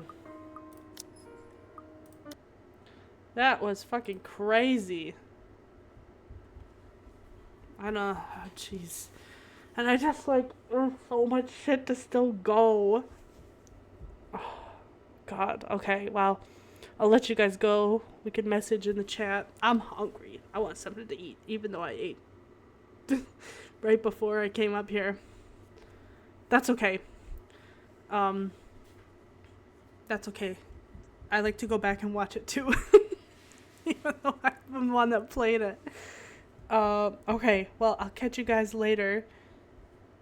That's what I'm excited to see consequences. Me too. Me too. Who are you guys looking forward to seeing the most, like, be played? Because I'll tell you, but only after you tell me.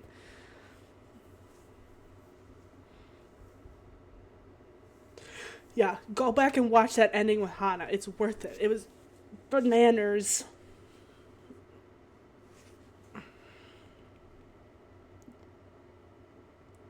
You're excited to go back and play Hana? I don't think I showed you. I think I showed Savannah. I don't think you were on the screen. Those damn husbands always pulling us away from shit. We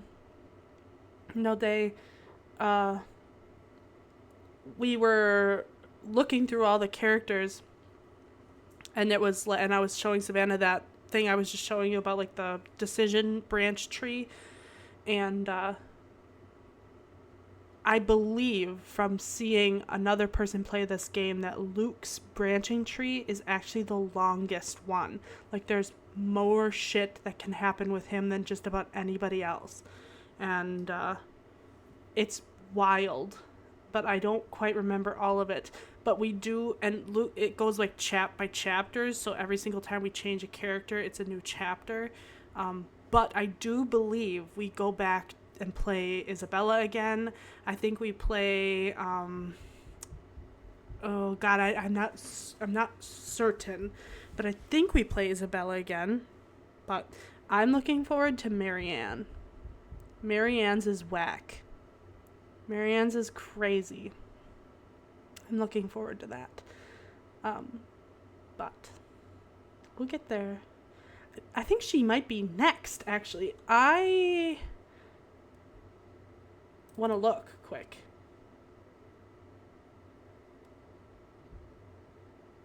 Because now I'm curious.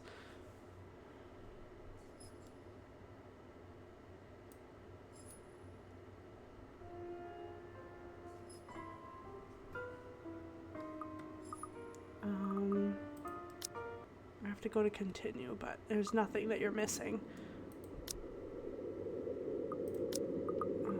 Relationship. No, it was this, isn't it? Marianne is next. Marianne's story is chapter 4, and we're on chapter 3 right now. So, yes. Marianne will be next.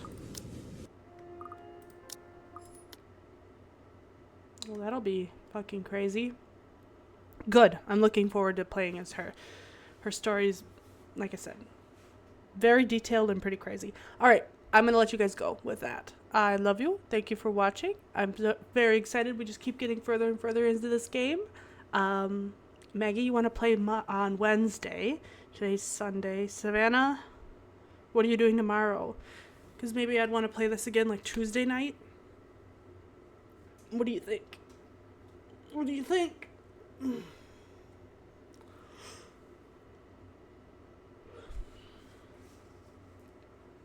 Okay. Anyway, we'll just talk about it on chat. All right. Love y'all. Good night. Bye-bye.